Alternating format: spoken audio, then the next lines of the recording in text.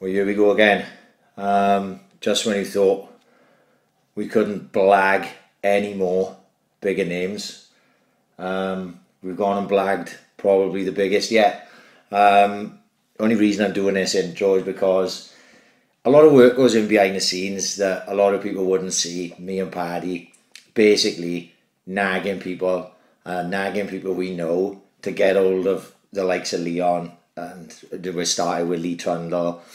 Owen Tudor Jones, I put in work with him, and a lot goes on, and it's become like a full-time job, and obviously we love it, and we love that we've been able to bring these people in and just sit down and have a chat and bring a bit of entertainment for everybody. But this one would not be possible without Ryan Hall from The Optimist, who is friends with Leon and put in a good word for us, really nagged him. To Liam Stack, one of my good mates who did the half marathon, messaged me, said he was in The Optimist and Leon Britton was there, and I said to him, mate, get on top of him for me. And Stack went over half cut and had a word with Leon, and because Leon said, yeah, absolutely, I'll do it. So that's how it started. Obviously, me and Leon have spoke behind the scenes, and we're able to set this up for this week. We really, really, really wanted to get Leon on for what will be episode 40, but it's episode 1 of season 2, because this is the second season, and who'd have thought that 40 episodes in, this is where it would be. To everyone who's been down since day one, thank you very much. For the people that come in the middle, for the people who are just, we've had loads of followers, obviously because Leon's so popular, we've had loads of followers over the last week since I announced it. To all those people, this may be the first time you're listening, thank you for listening. This is it.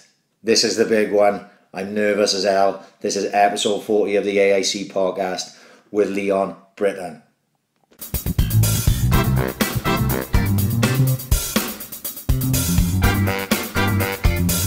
Ambition is critical.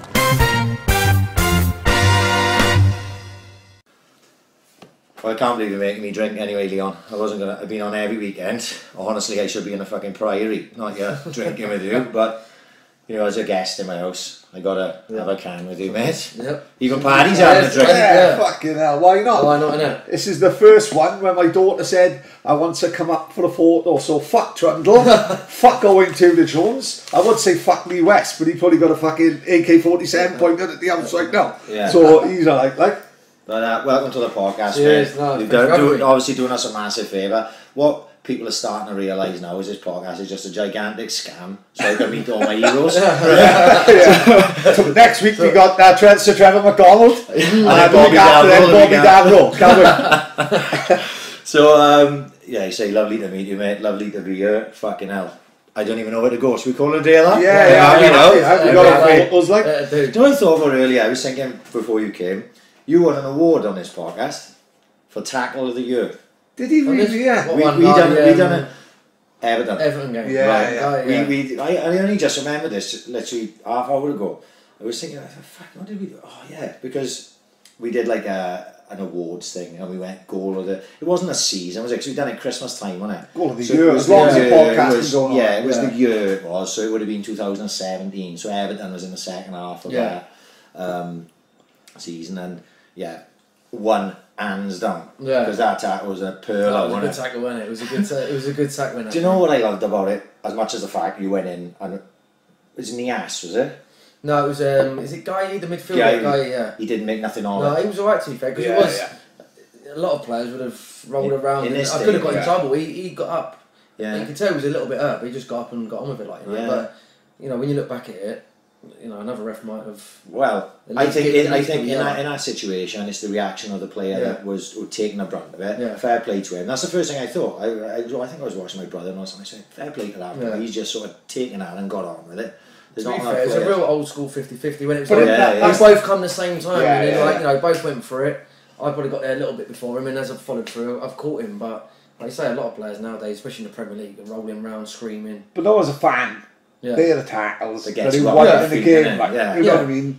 They can change. I think someone said about Kurt the other day, Kurt would say, when he first tackles, give the crowd something to fucking talk about. Yeah. Even if you've got to start a fight. Who was it? John Williams and that. John Williams. He said even if you've got to start a fight, he said if the game's going flat. Yeah. Because in that game, it was 1-0 and it was quite, obviously it was edgy where we was at. Like it was quite late on the game. Not late. It was in the second half, and the crowd had gone a bit quiet. But that tackle gets the fans. Yeah, going. of course it do. Yeah, the fans. It gets your teammates going as well. Like you know, of course it gives everyone a little bit of a lift, and then all of a sudden everyone gets that second win, and then you go again. Like you know. You get that bit through experience. Like as you get a bit older, you realise you need to do something to raise the crowd or raise the players around you. Well, I can remember that a bit before we time we had a player called Martin Thomas, didn't we? Yeah, you played against him, yeah? Take his chest on my debut. Really? Yeah. When we played Exeter, ask Tate if you speak to him, like ask Tate, he's we played Exeter away and Martin Thomas had bit Tate's chest like in the change room. But Tate and him wouldn't have known each other there. No, they wouldn't have known each other because that game I made my debut. I played against Martin Thomas and Kwame Ampadu. Right, so Swans. Who were they playing then? Orient, was it? No, Exeter. So that was like two experienced boys. He wasn't the greatest footballer, but he put it about. Right? And loved him. He was like a cult favourite for a bit. You know what I mean? He scored the goal against West Ham, didn't he? That's it. That made him. Like, did he score the goal away or the equaliser at home? Wasn't it? Home. Home. And well, I made him fucking even more of a cult hero then. But like I say, he didn't have a great deal about him. But when you've seen him pulling about for 90 minutes, the whole fucking crowd was shouting. That was a game when Paddy slid off and he snuck in the ground and left a load of us standing outside. He went into the green. I went in the West Ham end, didn't I? Not to cause a fucking fight. It was just what happened in a Brimell in a local pub. Colin Breen had a load of fake tickets, because obviously it's West Ham. It's a big game, And the all in Brimell was selling tickets outside. And then one of the boys sold the ticket to a fucking undercover old Bill. So we all fucking run away. Worst thing was, Colin Breen lost about fucking 1,200 quid because the guy who got arrested, Gaz, had it all in his back pocket. So he was fucking gutted. He was devastated. I think the worst copies ever. I think they were just written in the pub, West Ham at the bench. I can't even remember. Yeah. So I fucked off in the UAE. Yeah, that's the one. Fuck up the cast Bennett. That's probably his highlight when Martin Thomas was that game. He was like a proper. That was a big game when against the massive. I didn't go. Joe Cole made his debut in the game at Upton Park. Really? Yeah, or one of his first games for West Ham was against Swansea up at Upton Park. Didn't bring him to the Vetch. Were you with West Ham then, or were you with Arsenal then? That was what year was that? I couldn't remember that. Mid-90s? I think. Late 90s. It had to be late 90s, early 2000s, because my age when I went. I think I was at Arsenal. I think it was my last year at Arsenal. I think Joe played in the first team when he was his first year YT. So I'm a year younger than Joe, so I think it would have been my last year at Arsenal. Do you know we learn something new every fucking day? I didn't realise he was with Arsenal. Didn't you? No, I didn't fucking know. I knew that, I knew I think because, I can't remember who told us, I think Tudor Jones said about, on Tudor Jones' podcast, I heard him talk about Lilleshall. Now, a lot of people who listen to this won't know what Lilleshall is. Yeah. But fuck me, when I was a kid, that was the elite of the elite. I suppose it's more than St George's Park they got now, because in them days you had to be in the top 50 in the country. Yeah, it was the top 16. It was like you went through top 16 in the country. 16, so you went through like local trials, like regional, and then from that you went to a national one at Lilleshall, which was 64, cut it down to 32, and then cut it down to 16. So the plan must have been at that time then, was it just each age group 16? Yeah. So you went there when you was 14, so you done the trials. So you done your last 2 years of school at Lilleshall. So you had the trials before. What year is that now? Year 10 is it? Yeah. So you done it before year 10. You had the trials. So then you started year 10 if you got into Lilleshall. So then you were attached. You were with Arsenal then. Yeah. So then what did you do? Go back and forth Arsenal as well? Yeah. So you'd go there like. Do you say they pull you up to school? Do they? Yeah, you there full time. It's like boarding school basically. So you lived in the Lilleshall building, which is this big old building. Like fucking old building. It's like that. It's like dormitories, and there's 3 of you in each room. Yeah. No, it is. It is like that. It is. Leon's running up with his wand, and then we used to go to school there. We used to get a bus that picked up us in the morning and take us to school, like a local school, like normal public school. But at the time, the academies weren't like they are now, where you train 4 or 5 times a week. At Arsenal, you train once a week. Really? That was what it was. You train once a week, and you might train with your Sunday league team as well, mate. So it was like a national then. thing to try and get the elite players for the age groups more for game time, more training together. Well, I think you'd be aiming to get England to be the best it can be as well. That's what it was. You know, it's quite a good idea. Like them 16 together, training every day, which you didn't get at your clubs. Obviously, the supposed best 16, and from that they hoped that a few of you each year would maybe progress onto the national team. I think the first time I heard it was Michael Owen in Lilleshall. Carragher was on. Well, because I think Campbell. Sol Campbell was older than me, but Michael Owen's my age, and I remember when I was watching a Victory Shield. There was a couple of boys I was in the Swansea schoolboys with. Were in the Victory Shield team for Wales, and Owen was the same age group, so he scored that amazing goal against Scotland. Remember it? It's a bit of a stanchion. Right, this was like '96, and I remember seeing that. And who's that kid like? You know, and then 2 years later he's doing against Argentina. Do you know what I mean? That's how fucking people forget. Like when Owen come back with Man United and all that, people forget what the fuck the impact Owen had, didn't he, when he was a kid, like going to Argentina, broke into the side. I think a little bit, not luckily, but they just give him a chance in the group stages. Did he score against Colombia? I'm not sure. Beckham scored a free kick. Free kick. Fuck me. Talk about breaking onto the scene. Like, he was unplayable. I was there when he scored his first ever goal. I'm a Wimbledon fan, and he played against Wimbledon. He scored his first ever goal. He come on a sub, and I remember saying to my parents, because I've been at Lilleshall, they talked about this lad at Lilleshall. They said he's mustard, and he come on within 10 minutes. He's 1-on-1 with the keeper, slots it past, and he's like 17 years old. It was, and the goal. After that game, he scored that goal about 200 times in his career, innit? It's a 1-on-1 with the keeper, I remember it. And he just slid it into this past, which he done. I think he got a hat-trick like that against Newcastle, 1-on-1 with the keeper. I've watched that because me and my kids will watch the Premier League years, you know, and they don't know what Michael Owen is. They never saw him, like. And you see his finishing, he was as deadly as anyone. Yeah, oh mate, he was up there. Like, I seen a video on Twitter the other day, and I put a comment on there. If this man had stayed at Liverpool and become a legend, he was the 2 or 3 years. Torres, like, it showed Torres' greatest goals for Liverpool. Mate, not in 2 years, Gerrard just fucking sat behind him. He was the best centre forward in the fucking world. If he'd have stayed with Liverpool, don't get me wrong, if he hadn't gone to Chelsea, he wouldn't have had the greatest bit of commentary with Gary Neville I've ever seen. That's exactly. I'm going to Celtic Manor Sunday with my missus. I'm going to be doing the same noises as Gary Neville. Right, but like fucking, that was fucking great, wasn't it? When he was with Liverpool, he was fucking he was unplayable. Those man, that was 2 different players, isn't it? And he goes to Chelsea. Crazy, isn't it?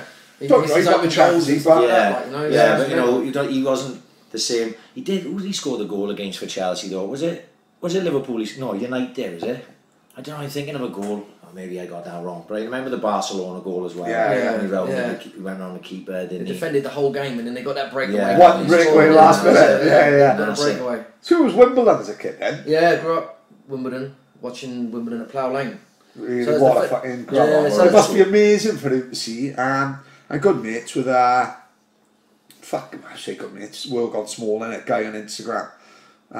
Days of Speed, he's got, I'm not sure his name, Dave something, he's a massive Wimbledon fan.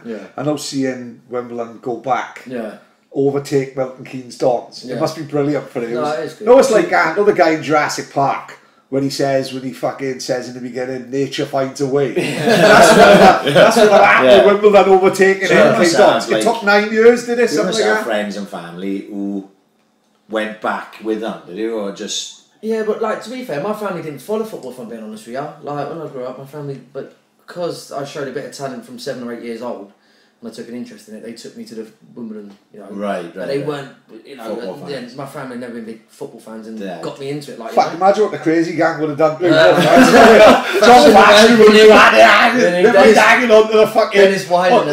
Fuck that. Well, I think it's the best thing that happened. Fuck that. Who would fucking Laurie Sanchez? Fucking, he goes 6'8", again. You'd have done alright. You'd have fucked it. John Scales fucked it, don't he? I've seen the Crazy Gang documentary. Oh, mate. Terry Phelan, don't you? He was an animal, Terry Phelan. He was nearly crying in that pissing documentary. He's like a boy from Salford. Wally Downs was the one. Wally Downs was an assistant manager a few places, but I think he was like one of the head guys. And I don't remember him as a player, Wally Downs. The rest of them, I don't remember Wally Downs as a player. I think he was a big old-fashioned centre half, wasn't he? You know, but You know, everyone remembers Fashion. Fashion was horrible, can't Yeah, Next thing he's also the fucking Gladiators. Well, I remember he done Marbot, didn't he? Yeah, massively. Massively. Big thing about that, weren't it? Yeah, fucking he done all his cheekbone on his eye socket and everything. Yeah. And that was like, because it was so blatant. I remember, I can picture it now, the ball going up across and he just went, proper old school elbow. Like. You wouldn't fancy playing against them, would you? Fuck no. You reckon Fash was proper tough. Yeah, yeah. And you also had Mick Harford. Mick Harford. Animal. Apparently Mick Harford, there's some stories about Mick Harford. Like, really? Just locked in the change room, telling the boys to get out, and he'll sort it out himself, and just never straight in there, taking everyone out. Like. Old school, yeah, he's going to be. I remember the Mick Harford one. I think he was with Wimbledon at the time, but it was like when he was later on in his career, and they played in the FA Cup against the lower league team.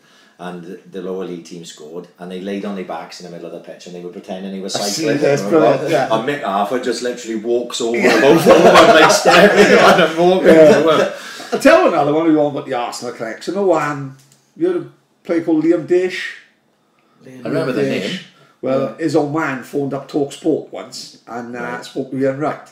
And he said, "Oh, Dish, that's like a unusual nickname." He said, "You haven't got a son, have you, Liam?" He said, "Yes, well, it's my boy." Like, he went, and Ian Wright didn't swear. He went, "Fuck me," he said, "You boy."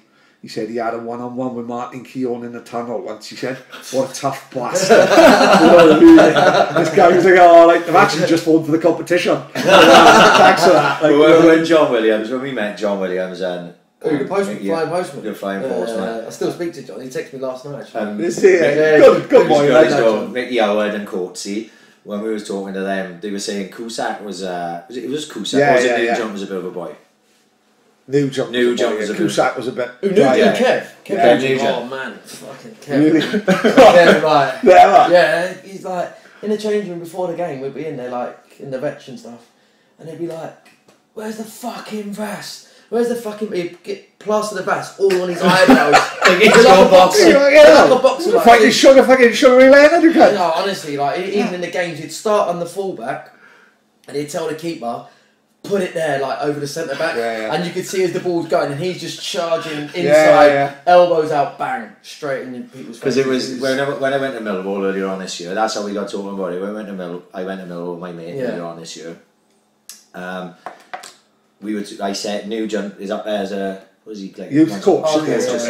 And Nugent knows one of the boys from Swansea, and he sorted us out comps. So that's how we got talking about it that day. He's a good guy. He's a good lad, Nuge. Yeah. He looked after me a little bit because he was from London, you know. Yeah. Obviously, as a Londoner coming up, and Kev come after me. I signed, and then Kev only signed like I don't know, a month after. But you know, he's a good lad, Kev. I suppose we've got to look after each other, really. Like, you know, like if you said your family, like. You obviously working class kid, but none of your family's into sport and that, is it? So, what happened was just... I must be mad living in fucking boarding school, going away at that age as a kid. You know, you make sacrifices for your family, don't you? Like, I couldn't imagine my daughter fucking going away. She fucking don't know how to run a bath, like... But you know what? It was great, like, because it was like 15 other brothers with you, all in the same position. So who was with you at that age? In my year, it was Jermaine Defoe. Jermaine Defoe was the biggest one. Right, yeah. Leon Knight. Oh, fuck it up. So, like, we'd love to get Leon. Doesn't mean we'd have him here, though. We'd have to go out and get him. 90's always been the same. Like, you know, even as a kid, crackers. Yeah, like even when we was in school, like 90 would just be in trouble all the time. Yeah. You know, he got suspended a couple of times for doing things, and he had so much talent. 90. Him and Jermaine were like the two, like not head to head, but they both come from the same youth team. And I've seen them photos. I've seen Leon. I put them on Twitter. I mean, that was like a real good side. It's called Sinrab. That sounds about right. Sinrab and like John Terry come from them, and all the boys from East London. Yeah. And but Leon had so much talent though, like, you know.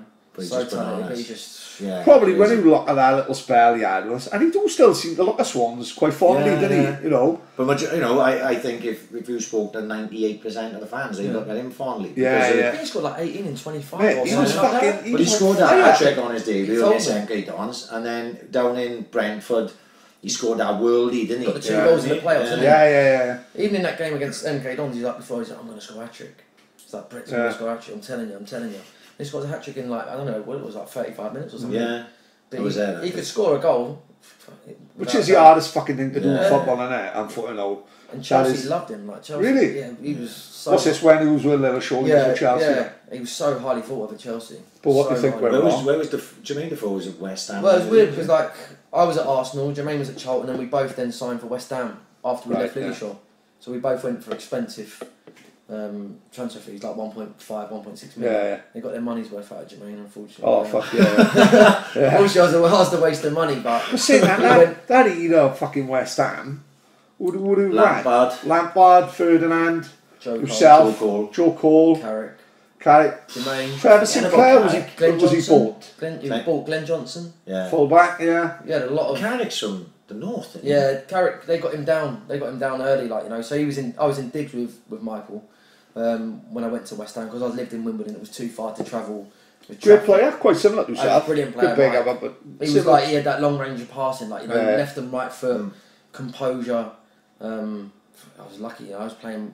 They was more in the first team. I did train with them, but they was pushing through to the first team, like Michael and Joe. Joe Cole's like, he's the best. He was a wonder kid, wasn't he? I've heard honestly, that. he's the best 15-year-old I've ever seen. 16-year-old, I've never seen anyone like it.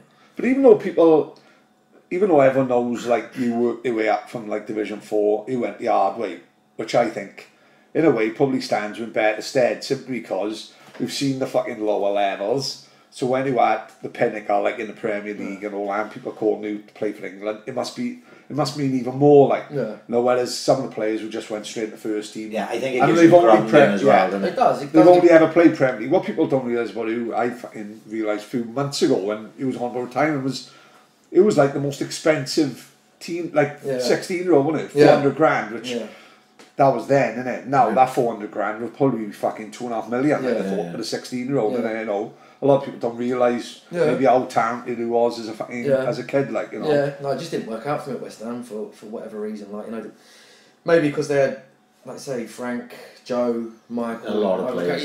They all Champions League winners. Yeah, like they all played for the top teams in Europe. Yeah. They played probably over 50 times for England each. Yeah. You know, I was up against them as well. I'm not making excuses. Like that was in front of me. If I was good enough, I would have broke through. Yeah, of course. Left. But at the time, I probably, looking back, didn't progress from 16 to 20 like I hoped I would. West Ham hoped I would. Like, you know, so that's the reason why I come to Swansea, because West Ham said. Was that, you know, when you're there in West Ham now, and you get a call from, did you have an agent at that point, or was it just? I did have an agent, but it weren't. It was someone at the club. It was like Steve Shorey. Do you remember Nicky Shorey used to be at Yeah, of course I do. Yeah. So like Nicky Shorey's dad worked at West Ham. Who did he play for? Why am I thinking Reading? Charlton, wasn't he? Charlton's in it. Nicky Shorey. Yeah, he was Reading. Yeah. So he was, you know, he was good left back. But his dad worked at West Ham as like I think he was like a scout or something, and he was the one who pulled me to the side and said, "I've had a call off Brian Flynn for you to go up to Swansea, like, you know, go and have a look at you." At the time, were you fucking disheartened? No, you know what? I tried to go on loan. I was desperate to go on loan. I'd seen people like Jermaine going out to Bournemouth. 18, Bournemouth, scoring 10. I'd come in, back then it'd be teletext, like flick the teletext on, he scored again and stuff like that. And he was my age, and we'd come through Lilleshall together, and all of a sudden I was like not staying on that level, and Jermaine was carrying on, and I was desperate to go out. But no one would take me. I was trying to get on loan, but no one was taking me. What do you think the reason for that is? Like, I don't know, whether maybe it might have been my size, obviously. I don't know. Maybe the lower league teams thought. You know, is he going to be tough enough at the time, when we were young, you didn't get a sniff at the Swans as a youth coming through unless you were 6 foot plus. Yeah, that's right. You know, that, I'm not saying that was the same at West Ham, but a lot of the mentality in that generation was. I think it's like Patrick Vieira. It'd be like the Patrick Vieira's. Like that was like the mould at that time. Especially midfield was like the big, athletic, powerful player. Especially in the lower leagues where it's a bit more winning your second balls, headers, tackles, and not so much quality. I think that put a lot of people off. But I went on trial to Southend for 2 weeks to try and get on loan, but they said. Was it Barry Fry? Would have been. No, it was Rob Newman was the manager. Rob Newman. Yeah, Rob Newman was the manager, but I don't. Barry Fry might have been there. No, I don't think he was. Yeah. I don't think he was the chairman, but they said to me, "Look, you're not going to get a game. You can be here on the bench." But I thought, what the fuck? I might as well go back to West Ham. And, like, I don't want to do that. And then that's when I got the call about coming down.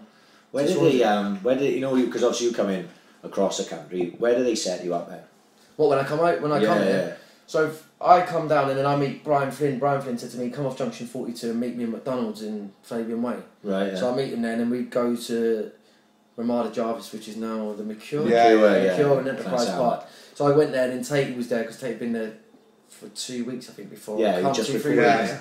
So I met Tate and then I stayed there and then I stayed in the Marriott for a little bit. So they just put you up there for, 2 weeks in the Ramada Jarvis for the trial period, like, until... That's good, isn't it? See if we were any fucking good. And then if you half tidy, you get going down the beach, all of a sudden they go from McDonald's, they take them to Castlebar, and they're like, look, man, fuck, it's like the fucking Monte Carlo or South Wales. This is fucking lovely, sign me up. Free calzones and everything. He's paying for his own Big Macs. He finds out he's not shit. Then all of a sudden the calzones are for fuck all. I don't think they could afford a fucking calzone and then no. But when we had Mumford, Andrew Mumford, we spoke to him because he had gone away as a youngster. Yeah. And I'd gone to, where did he say? He went up north, didn't he? He went to Newcastle. He went to Newcastle, but then he came down, it was like Hartlepool or something, yeah. and he was up there, and they wanted him to stay. But he was on his own, and he was like, fucking 400 miles away from home, and he found it hard. Did you have that same issue? Or but surely you fucking used to that. Because you fucking boarding school. I was to me, being on your own is fucking, like you being from 14, 15, you've got to make fucking friends. Like same as fucking, I'm only child, right? We used to go to saloon as fucking kids. If you don't make fucking friends, I'm fucking playing bingo with my old girl all fucking night. They give me fucking 26% as I'm gone. I'm in the fucking bandit playing Turbo Outrun. And hopefully meet up with a gang of scousers, like. You've got to make fucking friends. Like I say, I was lucky I had the background of Lilleshall, 14 to 16, moving away from home. But I suppose at the same time, you're coming in, Tatey's coming in, Roberto's coming in.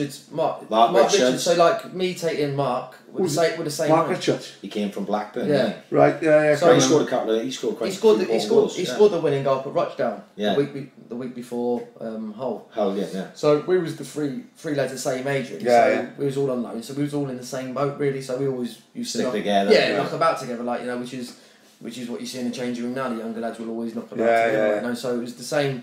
It was the same there. Like we used to go out together and whatnot. But that was good. How did you find Flynn? Because Mumph didn't get on. Mumph hated him, didn't he? Mumph, the things he used to shout like. Yeah. Oh yeah. Never give him stick like. Yeah. Mumph's mental case, mate. He's not right, is he? And because obviously because Brian Flynn was leaving him out. And Mumph don't care. Like. No, he didn't care. Like that was a bit of an eye opener. Like coming from West Ham, which is. Yeah, still professional. Yeah, like the top level, like, and then you come down and then like sometimes you're in like player shouting stuff at the manager from the bench. You're like, and I bet like training. So like at the time, where was you training at? Do you know what we used to train when I first come? It was like the Vetch, Ashley Road. Yeah. Would have been anywhere. The beach. Sometimes we'd train on the if it was waterlogged, like the pitches were bad. We'd go. Yeah, we trained on the uni pitches, wouldn't you? At the.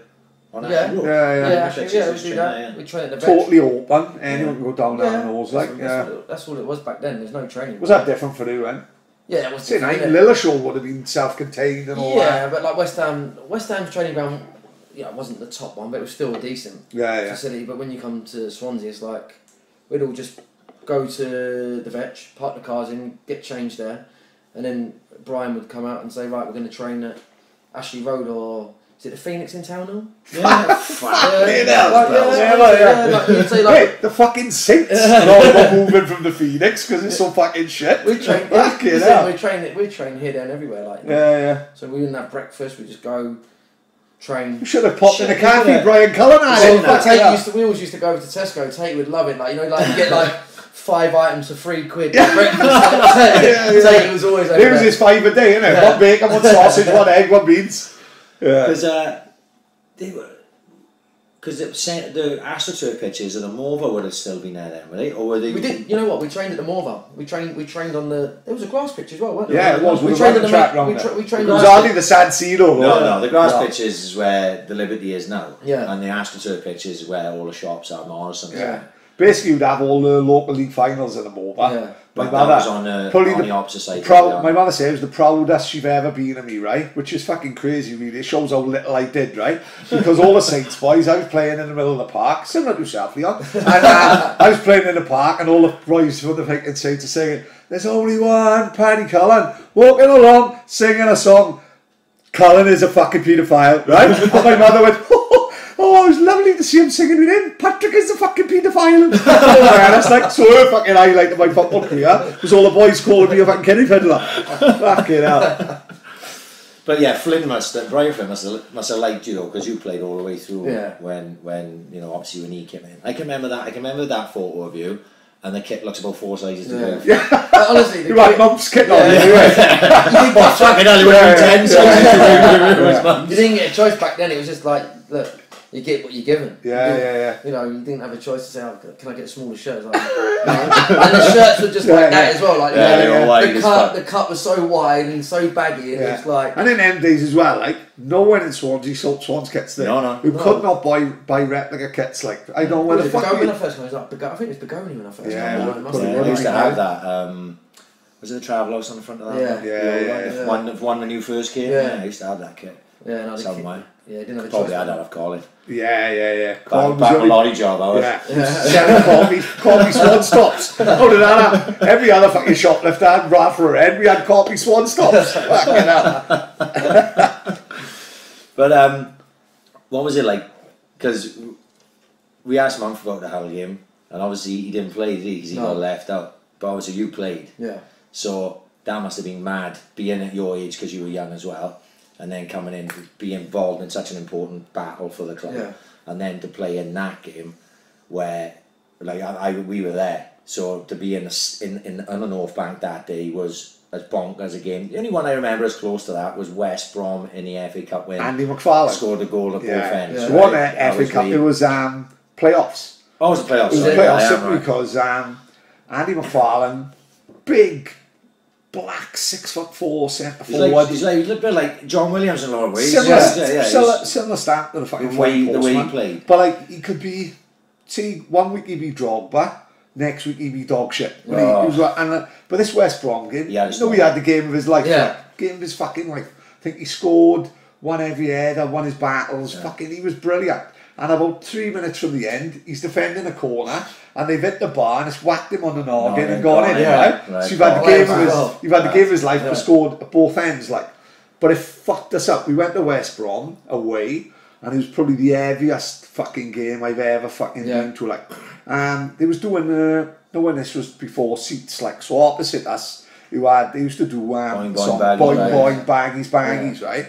And it felt like the whole fucking ground was doing it, like. For a while, we come back and the Swans start with it, boing, jacks, but it was never the same, was it?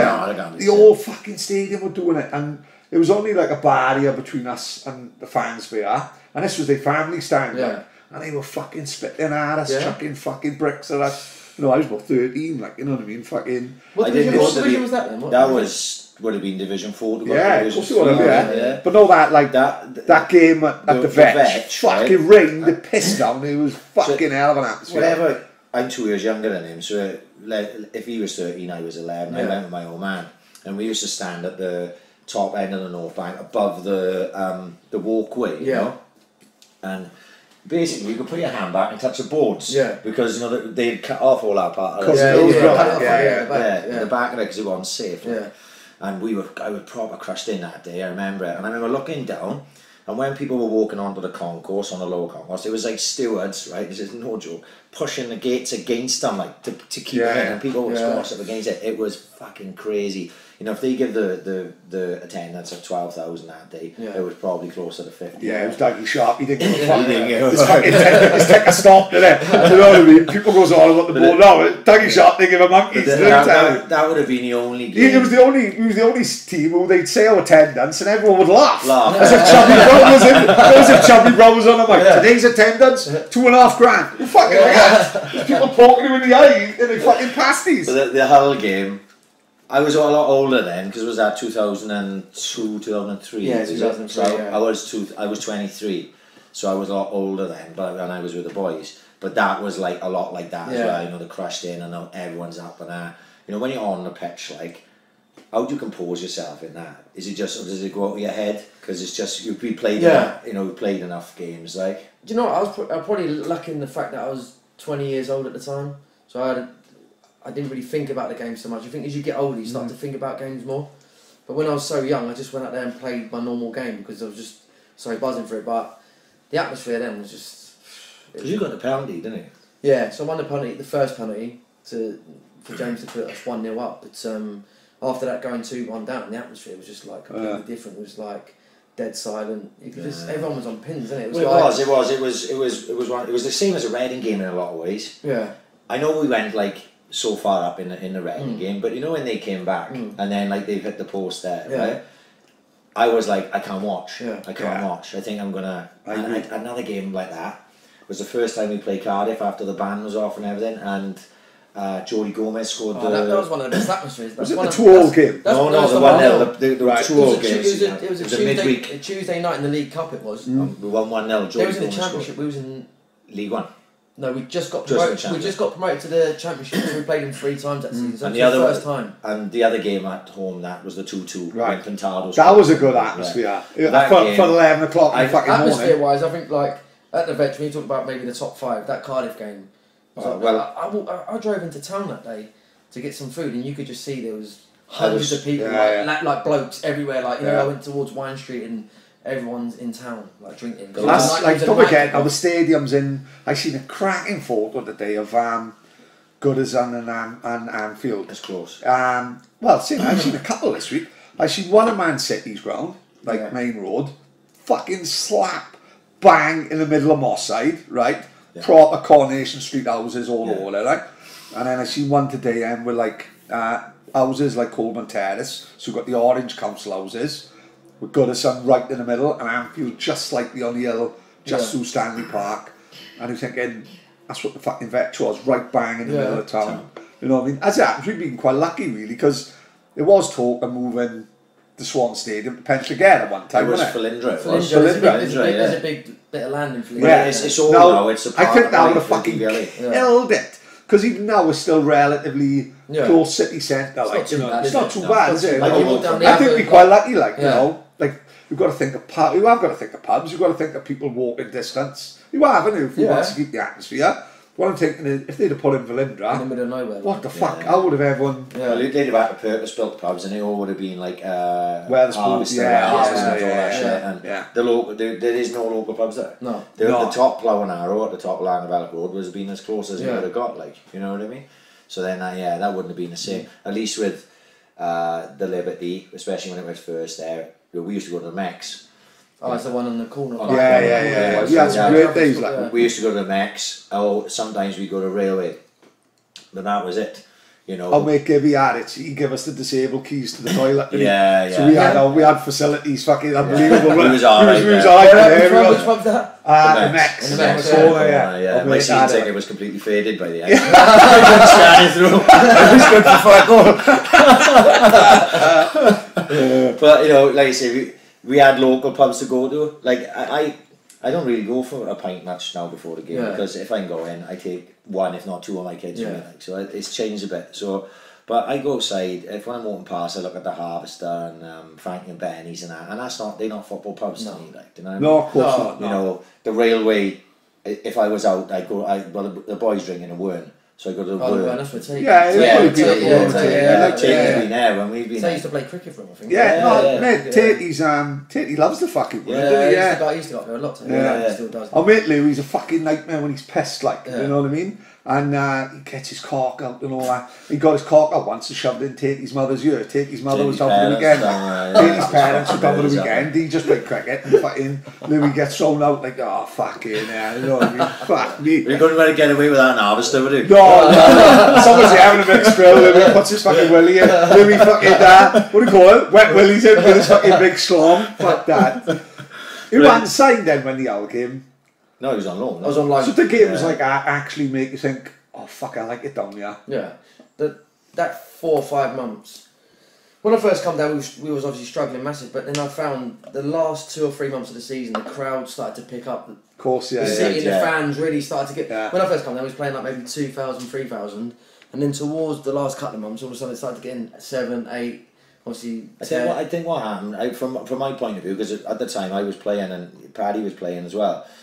But towards the end of the season, like games are finished and it's like the Swans may go down, we better go and show support. You know, when you're kicking off half-2 on a Saturday, you can't go. No. We could go to the Friday nights or the midweeks, and we always did. And I think a lot of people thought the same way. It was like, fuck, nobody wants the Swans to go out the league. It's like everyone come together, to be fair. Everyone like, you know, maybe everyone just come together, got the support behind the boys, like, and all of a sudden, you know, the stadium was packing out. And the thing is, people do care, don't they? Even when you look at it now, like, the only reason people bite is because they give a fuck, like, you know, that's the thing. At the end of the day, it hurts, like, like, you know, you understand when you're a fan of a football club and things are going wrong. And you've probably seen it with Wimbledon. That must have fucking broke people's hearts. That's probably the worst fucking. How the Football League fucking let them get away with that? It's fucking wrong. Because there was a time that fucking Wimbledon was going to move to Dublin. Now, what the fuck is that? It was bad enough when they moved to sell us. Of course, We still weren't in the borough, but then when they obviously took MK Dons and they discussed it. I was actually watching yesterday. It was like EFL League One from last year, showing all the best goals or something, and they showed MK Dons, right? And their stadium's a cracker, isn't it? Right? The new one. I went to the hockey stadium. We did, right, when we won up there. I think Andy Robinson scored 2. Robbo scored it. And that is Aylmer Cloud played, and he was quality. He played for MK Dons. But Robbo had a great game, and we won that game. And I was looking at the MK Dons stadium, Crying Stadium. There was nobody in there. There was literally nobody in there. Sometimes it don't work. Like, you know. I said to my father-in-law, I was watching it with my father-in-law, and I said, "Do you know what a lot of that is as well? There's no history. No, of course it is. No history there at all. No, because they were struggling at the time. They were only like one. I think they got relegated in the end, didn't they? But they were one above the relegation zone or something. And I was like, if the roles had been reversed, the Swans would have had more in the stadium. Because like I hate that. Like that is genuinely no history, right? No history, But when people say about Man City, like say Liverpool will say to Man City, "You've got no history." Well, you fucking have.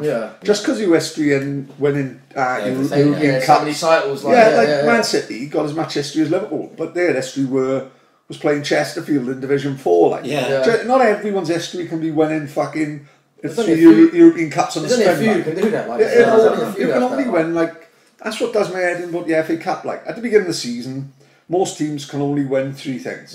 The league, the FA Cup, and the League Cup. That's how, when we won the League Cup, you've got to say that is as an achievement. Winning a major trophy. As an achievement. One of the 3 things we can win. Swans probably never going to win the Premier League. No. Swans never fucking we fucking useless in the FA Cup. We always this was about as good a run as we had. This is about it this year. Like, you know, like we never do well in the FA Cup. That fucking game, as a Swans fan, I think I'm very lucky. I look at other clubs the same size as us. I've been to Wembley twice, maybe. Huddersfield, Northampton, Reading, Bradford. Fucking hell, I've been to Wembley 4 times. And that's without 2 in the Millennium Stadium. And then I was going to say, I got it written up here. 2 in the Millennium Stadium, which would have been in Wembley, but they were great days anyway. Down the road from it. The Carlisle trip was the fucking brilliant. We had a West Wales trip the day before, so all the Saints boys was out till fucking 3 in the morning. It was on a Sunday. It was a Sunday 11 o'clock. He organised a bus for 5:30. I picked Dean Roselli up. He walked out with his mother's in his pants, carrying a bottle of wine. This was my thought process, right?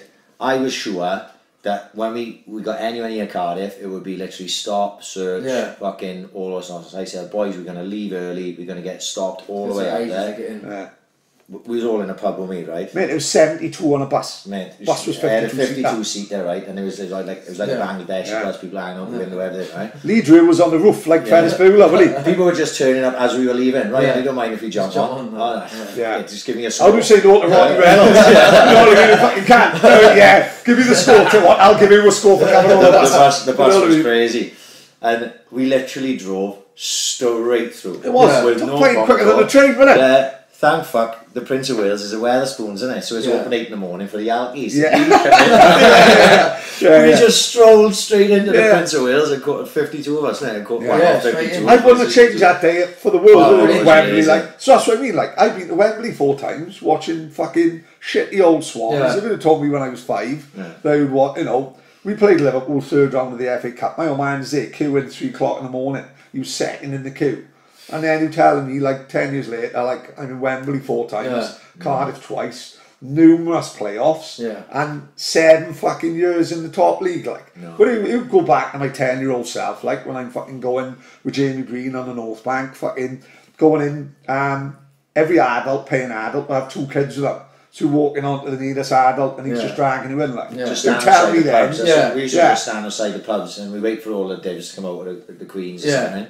So boys, can you come in with you? Yeah, as long as you sing all game. As long as you stick the knuckle duster. Fucking Wallace would get who stick the knuckle duster up, we definitely. You know what I mean? Fucking bargain, fucking bit icy cold on his bum, like, you know what I mean? But, and if you'd have told me then he'd spent fucking 7 years in the Premier League, maybe we'd been a bit spoilt to clubs the same size. That's like, I remember, the one I always remember, and I told a story on a podcast before, but I was stood there one midweek game, and it may have been a Friday night, it was either Tuesday, Wednesday or Friday, and it was pissing down the rain, it was cold, and we got beat, right? We got beat quite bad, like 3 or 4.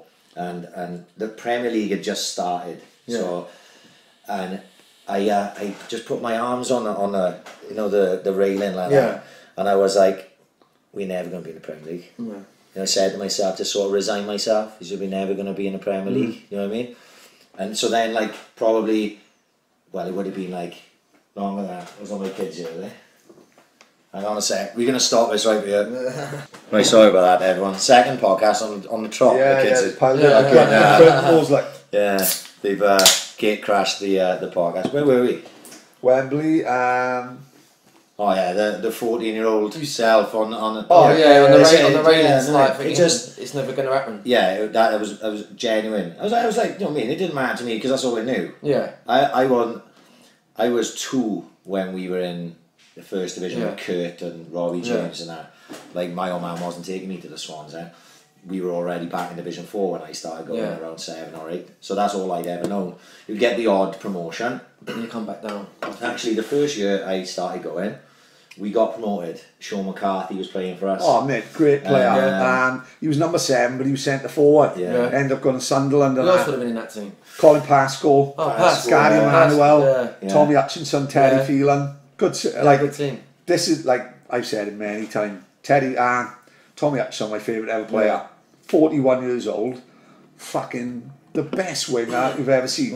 Like, every time he got the ball, everyone in the ground stood up. This is at fucking 41 years old, man. You know, I know he played for City and, like, he famously scored an own goal and a goal in the cup final, Man City versus Spurs, 2-2, and in the replay, Enrique Villa scored the dribble, like. Fucking Tommy Hutchinson, what a player. And just behind him was Teddy Phelan, the year before he went to Wimbledon.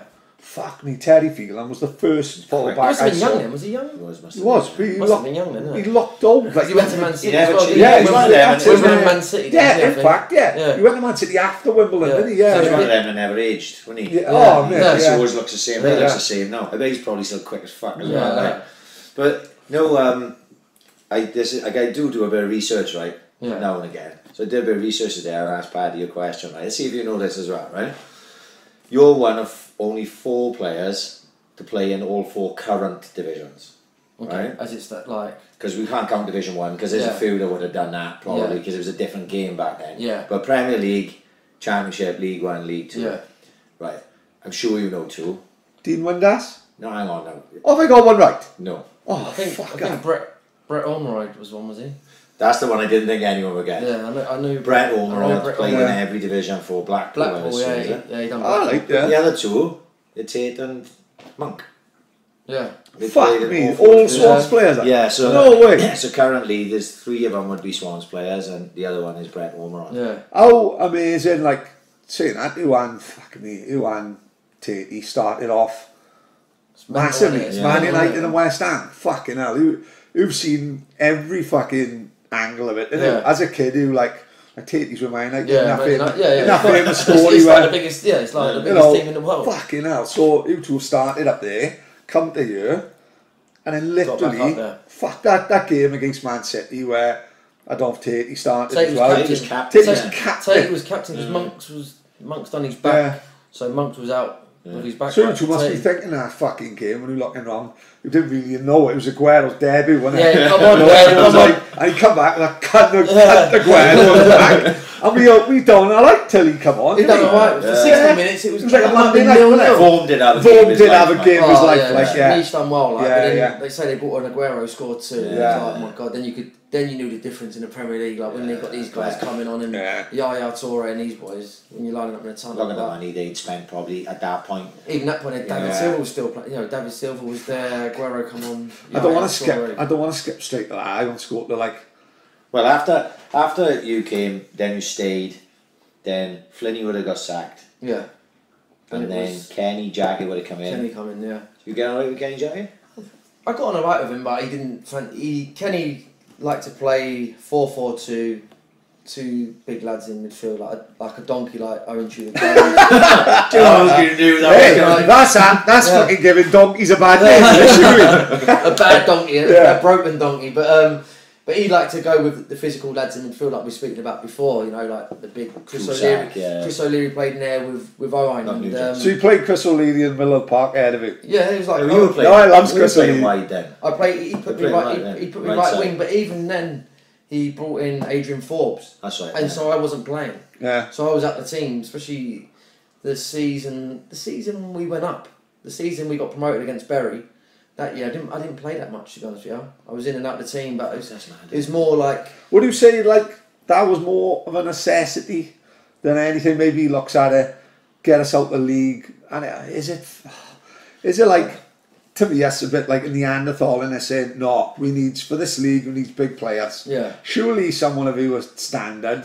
Fuck me, who'd been our best player in a Premier fucking league for the last fucking however many years. Surely you can't tell me you wouldn't have done a job in fucking Division 3. Like. It is. It's an old school mentality that he had. It was 4-4-2. It was like 4-4-2. Get it up to, at the time, who did we have up front? Trundle, Zach and Fenwell? It was Trundle. No, one League 2. I can't remember. Paul Connor. It was Trundle and Connor.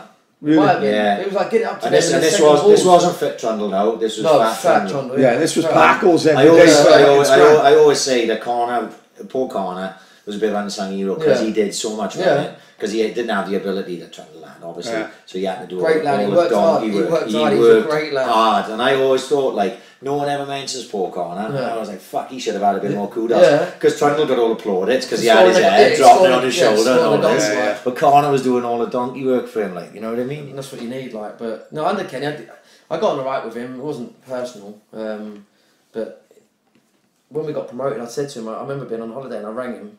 And I was up, my contract was up, and I said to him, look, I want to leave. I said, you know, I've not been playing, I'm going to leave the football club, like, I want to go elsewhere. And he said, we're moving to the new stadium, we're going to play 4-3-3, you're going to play centre midfield, it's a bigger pitch, better division, you're going to be suited to it more. But so anyway, he talked me around and said, okay, I'll sign another year, see how we go. And then we start the season, he plays 4-4-2, and I'm on the bench again. I'm like, he's done me over here a little bit, like. But the game I remember, obviously I was a season ticket then. I'd wrapped in football, so I went to all those games. But you know, we were in the Mex before we went, so I don't remember much about a lot of them.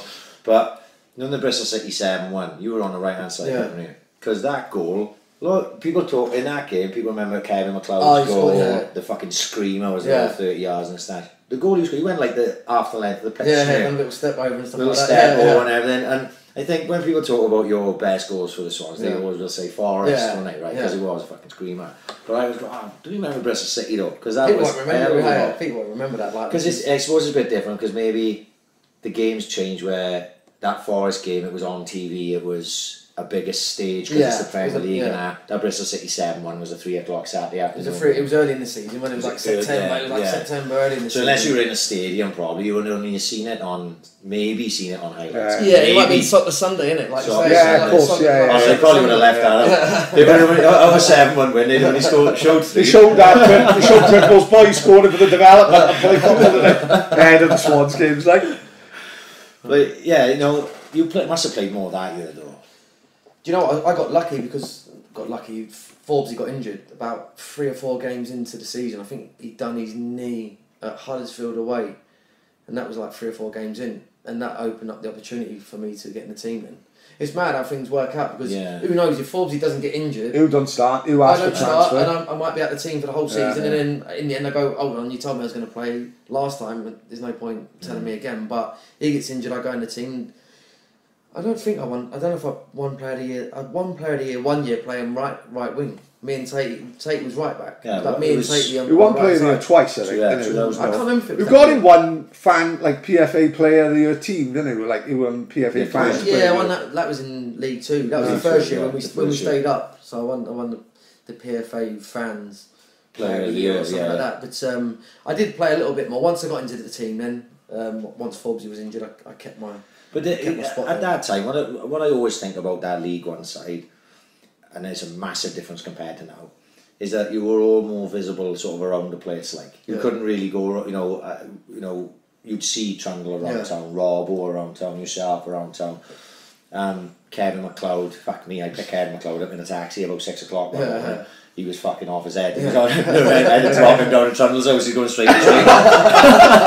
What he said, down to Trundle's house. I said he's going straight to a party. Trundle was sitting there training, but I think there was more of SWAT. We had a great squad. Right. I was going to say that must play a massive part in keeping him here. We had a great bunch. To be fair, the first year under Brian Flynn, when Tron signed, Robbo signed, Brad Maylett was there. We had a great bunch of lads. We used to go out probably too much. If we're being honest, we used to go out all the time. Wednesday after training, Saturday, Sunday, and stuff like that. Don't I think this stands you in good stead though, especially maybe if you this either can't really do it, can they? You know what I mean? They didn't have camera phones then. They didn't have Twitter. They didn't have Instagram. There wasn't Facebook. It was just word of mouth. And then you could just say, "Oh, Gaffer, I wasn't out." And they can't prove it. It's someone's word against yours in a way. I mean, he knew he was going out a lot, but he couldn't really prove it as such. But he used to give us Thursdays off, Brian Flynn. But in the end, he said he had to take it away from us because we kept going out on Wednesday. We'd meet for food at the pump house. At 2 o'clock after Scap your chips. We'd be like that. Have a good few pints in there and end up in Wine Street till God knows what time. So we had to cancel Thursdays as a day off because he said it's becoming a recovery day off the piss. Well, it was. I read something like the Spurs boys. They have their nights out in Dublin. They'll just have a flight on a fucking Tuesday night. Who go out on Dublin and all this full of fucking Spurs players. From the under 20s. What do you mean, now? No. Right. I think it was Dublin or something like that. Or they'll have a flight somewhere. Tell a lie. It was Paris. It was France. In Paris. So you don't get spotted. So all the players will fly out, put a private jet to Paris. I'm saying this as if I fucking best mates with Dembele. Leon's probably thinking, shut up, you stupid cunt. I'm talking to Robbie Keane every week. You know what I mean? But that's the story. He goes to Paris, private jet over to Paris on a Wednesday night. Have a night out in fucking the old Moulin Rouge. Imagine Robbo and Leon Britton. Tequila, fucking hell. It's a lot different now, isn't it? Like I say, it's a different game because everyone wants to be a grass these days. We've got about it on you. That thing with Cardigan pissed me off so much. Man. I don't know if you agree with me. He probably couldn't say if he would agree. Who can you say? But the fucking guy, Jamie Cardigan spat at my daughter. And I'm filming it. And I'm pulling up now behind Jamie Cardigan's fucking Range Rover, and I'm saying to the camera, "Oh, Jamie Cardigan spat at my daughter. Well." And I'm thinking, you fucking nonce. If it was that bothered, he'd jump out and fucking pull him he was he knew he could make he seemed so chuffed until he starts having death threats from fucking Curtis Warren from fucking Toxteth. You know what I mean? All of a sudden then he swallows it, he's on Sky News saying, I don't want him to lose his job. Cardigan seems a good guy. I've seen a lot of that stuff on Twitter and stuff where someone will just pull up alongside. I saw one with, who was a Spanish fullback for? Bellerin. Oh yeah, the Arsenal. Pulled up alongside Bellerin and he wound the window down. They were Spurs fans and they got him going. And he was like, "All right, lads, trying to be tidy." And then they sort of mugged him off. You know what I mean? And it's you can't win. If they were genuine Arsenal fans and he ignored them, he'd have shit. He'd be called a cunt then. Detached from the fans. But then, like you say, at the same time, you try and talk to them and then they mug you off. And it's if I retaliate, it's you can't, you say, sometimes you can't win. You just have to give people your time and be genuine, and then you just have to hope for the best. Maybe you were. Don't go out in Cardiff. I've never been out in Cardiff. Never. I've No, you couldn't. You like. There's a good handful probably of boys that couldn't go out. No, like it's probably players who played for Swans could probably get away with it, like facial wise. There's a few in recent years that went out in Cardiff, not regular, but now and again, like Marvin Emnes would go out. Leroy Lita went out. Danny Graham even went out. Like they didn't have no. Yeah, they probably get away with it. Yeah, they didn't have no. You can't go. You couldn't. Even when I've been to the rugby, like some people, or even just walking through town looking for clothes or whatever. In fact, the famous story, Wilfred Boney. When he moved down here, he went into Debenhams and asked them where the Louis Vuitton section was. They'd only just started selling Roche and John Roche. But he's like, Boney goes out dressed in Cardiff like that black guy in the WhatsApp photos, with a green hat holding his coffee. That's the only way Boney can get around. He pretends he's in fancy dress. But no, yeah, you certainly, and Trundle certainly can go. Tatey can go. Tatey Trundle's they're like Butch Cassidy and the Sundance Kid, isn't he? Walking around Texas. No, you can't have anyone fucking walking around the Neville. But yeah, that year in League One, because you played in the LDV Vans final. Yeah. And set up Trundle for that goal, didn't you? No way, was that who balls? Yeah. Because that sort of gets forgotten about. And I didn't watch this recently. This isn't something I just watched today because I knew you were coming. I watched it like a couple of months ago. I think I was showing the kids, and I went to myself, fuck, I didn't realise Leon played that ball. Must have hit it from the right wing, have you? It was, it was a great ball, It was a right wing, wasn't it? Put it in his chest and that. Yeah, and you know. Hell of a finish, wasn't it? Oh, it was a great ball. Like, and where it was, and the final. Yeah, it was where we were sat, we had cracking tickets. We were bang on the halfway line. And we were sort of down the back end of it, you know what I mean? So when you see the ball come in and Trundle chest it, we're looking down his shoulders. Yeah. So when he hits it, because he hits it sort of straight basically, and it dips in, we watch it go all the way in. Well, I didn't watch it. I told him we had the West Wales Cup the day before. He woke me up. He woke me up, like, you know what I mean? Fucking, hey, keep the fucking noise down. I was a hell of a fucking mess. We barely up at 5 in the morning. Yeah, it was a long old day. But like, you know, the same with the Huddersfield with the we joked about this with John Williams. Like we were saying, when we were kids as Swans fans, you got nothing to celebrate. So you know when John Williams won that sprint? Yeah. Oh, mate, it was massive. John Williams a hero forever, like, right? Two of the biggest things happened. That's John Williams winning that, and Cyril the Swan when he headbutted the Norwich. You know what I mean? That was literally it. Brilliant. Cyril the Swan's in the news, like Friday night headbutting Norwich City manager. You know, I'll take that all day fucking long. So, you know, to go there, and at the time you can't envision that we're going to go up and then we're going to go up again and then we're going to beat Bradford. So that's like, fuck, we've won something, even if we never won anything again, like we were here at this point, like. So, well, say that, we going on about as fans, you must pinch yourself in, like what you've achieved. Fucking hell, you played in big finals, playoff finals. That Reading game, I don't know where they would be, it probably would be, even more so for you. It's the best game of football I've seen live, right? Yeah. Simply because I've seen probably better games. I've like been a Liverpool Crystal Palace semi-final, 89, 4-3, you know. First game Rush scored and they lost in it.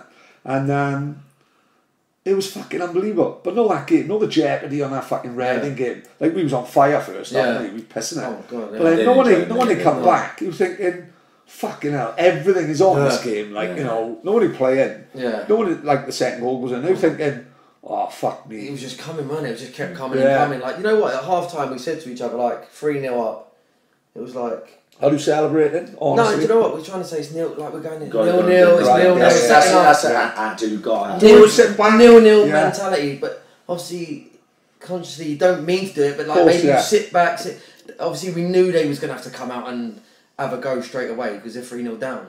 Obviously, they get an early goal and it was like a header. It was like a header near post, wasn't it? Like, I don't know if it hit Joe. I think it hit Joe Allen and went in at the near post, and then they got the other header, and then we were just getting bombarded, man. It was like. I bet it must be fucking looking at the refs saying, tell me 45, like, you must be thinking. You're looking at the clock, you do, you know, you'd be alive, you say you don't look at the clock or ask the ref how long. We had gone down just before half time to get a beer. Yeah. And I bumped into one of the boys I hadn't seen for years down there, and we were like, fuck, we're up. You know what I mean? And I'm having a pipe, and people are starting to go out now, back up, and the game's kicked off because they scored early, didn't they, at the start? and as I was going to go up, I heard the goal go in, and I turned him. It was Mushroom, right? Right, yeah. I turned on, I gone, I thought I can't go back up there. And he's gone, fuck it, should we stay and have another pint? I was like, right, okay. Yeah. And then the other one went in, and we could not move. Yeah. And there was still a number of people who all did the same thing. It was like, didn't want to go back up there. It was the most nervous I've ever fucking been in a football game. I know sometimes when we like go on about like, oh, fucking plastic fan. The best game I remember as a kid was we lost 2-1 against Monaco. That's my favourite game at the Vetch. Couldn't even see the game. I was too small. I was at the back of the North Bank. But I remember Andy Legg's goal. Yeah. And that, along with like that West Brom game. Was Wenger manager then?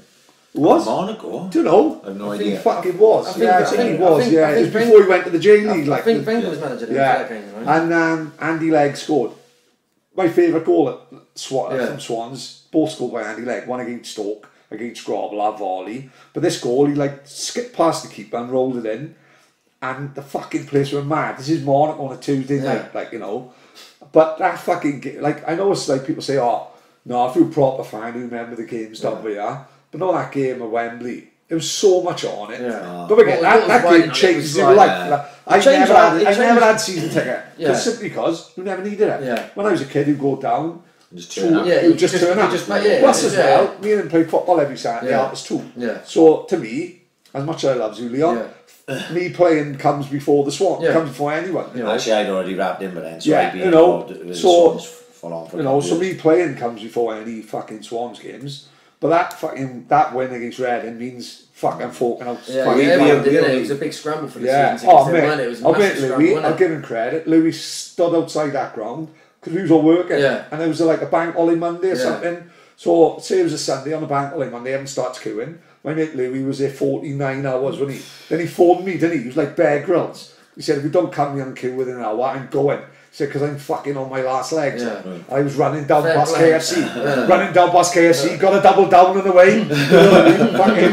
Fucking jumped in for Louis, and then I ends up buying the tickets coming out like fucking, you know what I mean?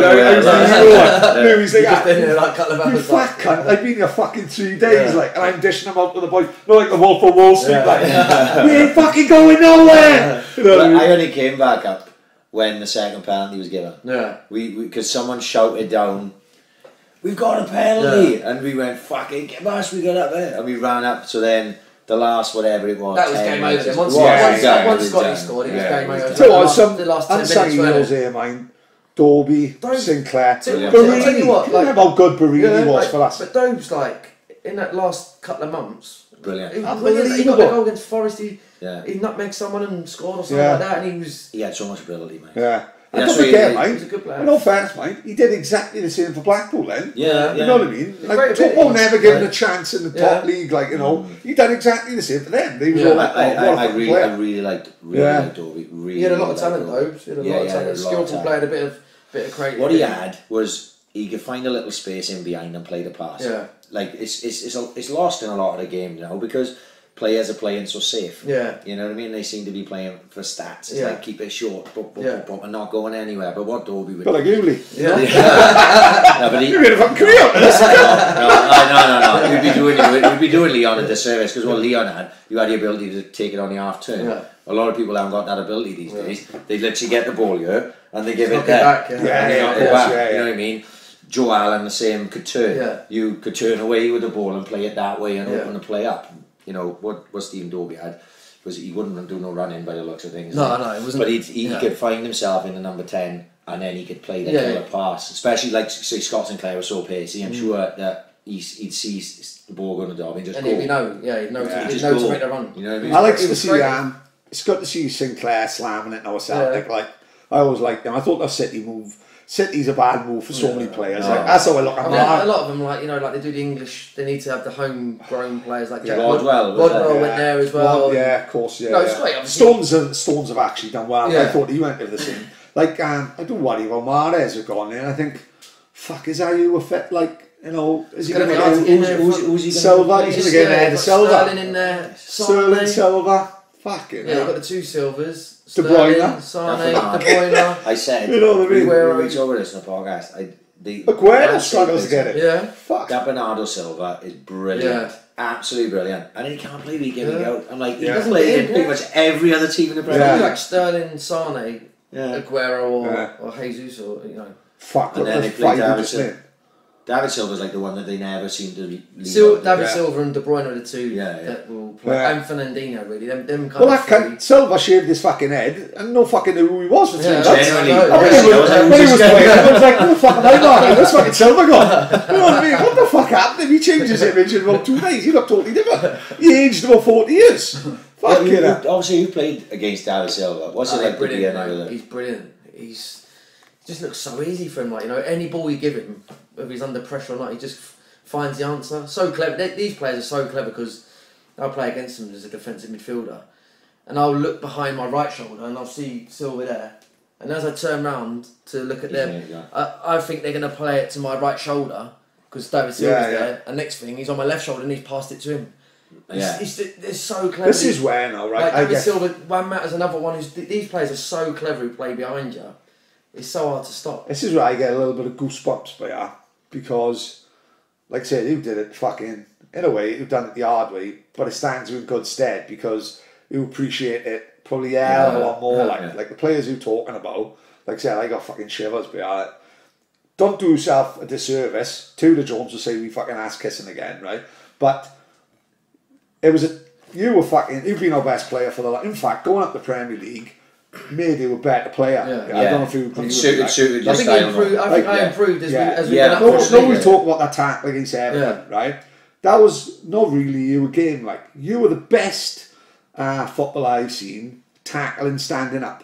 Simply because no harrying a player and getting a foot in around the side and just coming away with it. You know, not flying in like say a Roy Keane like against Vienna who off the ground and all that. I don't know whether it was whose size stood in good stead. I've seen who tended to get a little leg round the player and all of a sudden then who running away with it. Like, reading it as well and of course you've got to be like because I'm not the tallest and not the most powerful player, that I can't use physical strength to knock people off the ball and win it that way. So it's about reading where they're not expecting you. So I think, right, he's left footed. If I go behind him, I know he's going to take on his left. So as he does, he's facing up Ash. Like if he's facing up Ash and it may be David Silva and I'm behind David Silva chasing back, I would know 9 times out of 10 he's going to take it on his left. So take a gamble. So then I'd go on that side, knowing that he would take it. So then when he does take that touch, you were there, I would nip in and get it, and then cover Ash or Monks, whoever it was. It was like reading. But not every player got that. It's reading it's a bit of like reading the player and a bit of intelligence to know where. But sometimes it don't work. Sometimes you will go. I'll go left, and then he'll take it to the right. So it doesn't always work. But the problem we've got then is you were thinking that in fucking milliseconds, mate. Yeah. You know, like they always say, like Muhammad Ali when he knocked Sonny Liston out, if they slow the punch down, Ali Lee always said, it's in milliseconds. Like, you know, he catches him as a punch down and lands on his chin. It's like quick. You were dealing with this. It's already well who's saying, oh yes, football IQ, but you've got to think in milliseconds. Like, as soon as he gets out, he's on his left foot and I'm going to be there. That's a lot to think about as well, while you've got to fucking run in one direction and think about your next pass. I was wondering about this earlier. Was Roberto a big part of that improvement in the game? Yeah. Would you have said? Yeah, because he's the one as well. He's the one who put the trust in me to go in centre midfield as the holding midfielder, and he gave me that response. He's the one who believed in my ability with the way we wanted to change. And it didn't matter about your size. It didn't matter. He cared about the technical players and playing out from the back, and he'd probably see attributes in my game that was going to suit playing the holding midfielder, and he put the trust in me and the team. That must have been a godsend for you when that happened then. It's unbelievable. Like, you know, totally changed your career. Yeah, coming from like Kenny playing right wing, second balls, not even playing all the time, and just getting the second balls and all this kind of stuff, to all of a sudden Roberto saying, right, you're going to play the holding midfield. Not everything's going to go through you, but you're going to be the one that builds it up through the defenders, through the midfield, and be the link for the team. He put so much confidence in me, and that gives you confidence that I know he believes in me. Like, you know, I was listening to Tudor Jones's podcast with Darren Way, today, and they were I remember it now when they were talking about it, but they were both injured when Roberto came in. A bad injury, So Darren Way had a bad knee injury, wasn't it? And Owen had a bad knee injury, and Darren had they thought it was shin splints. They couldn't get to the bottom of it really. Like he had some problem with his shins, and they never really got to the bottom of it really. What I was saying was, by the time they were both fit to play, Roberto had moved everyone else on. Yeah. Yourself, I think Ferry Border came in after Prattley. They'd all come in, and Roberto had moved them on so much that they. Owen said he never thought that he would be able to catch up. Yeah. You know, as regards on Paulo from a technical standpoint. Oh, Ferry was great player. Yeah. Saying that Prattley, man. Pratt's done so brilliant. He's like a bit of an unsung hero. Yeah, he's brilliant, but that's he gets the goal. He had them legs, like, you know, like you maybe if you had, the staff used to call us the three kings, like me, Ferry, and Pratt. You know, when you look at that midfield in League One, it's not a bad. Strong. He's fucking strong. Strong. Why he don't get the credit is because he fucked off. Yeah. That's what it was. At a bad time, like him and De Vries. Yeah, I know De Vries. Him and De Vries would have both played, like. Yeah. I don't think if De Vries stays, I don't think we sign Vaughan. No, I don't think so. No. I think De Vries stays as number one. Yeah. He stayed number one in the Championship, and he would have been number one. But Same as Pratt's, like he went to Bolton, didn't he? yeah, Bolton.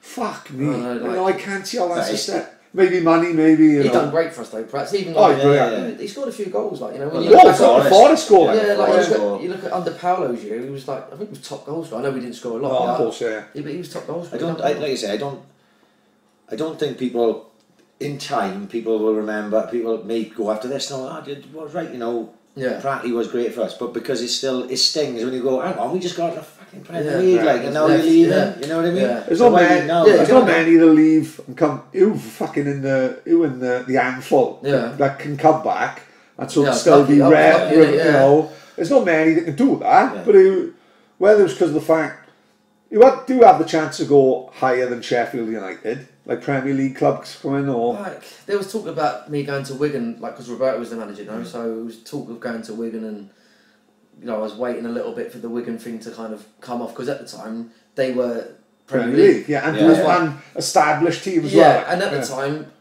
you know, I was playing under Paulo, and I wasn't playing all the time. I was like in and out of the team, but not just in and out of the team. It'd be with like Jordi Lopez, who we signed from QPR. Good player. We worked with Paulo, but I wasn't not in the team. A lot of the time I was getting left out the squad. Like, you know, I was getting a bit pissed off because I would travel. You're thinking of Jordi Gomez, Brad. Oh, sorry. Jordi Lopez. Jordi Lopez. He was like a holding midfielder. Like he was playing in front of me. But what was happening was with Paulo, I was travelling with a team, and they might leave one player out, so you'd have 19 men.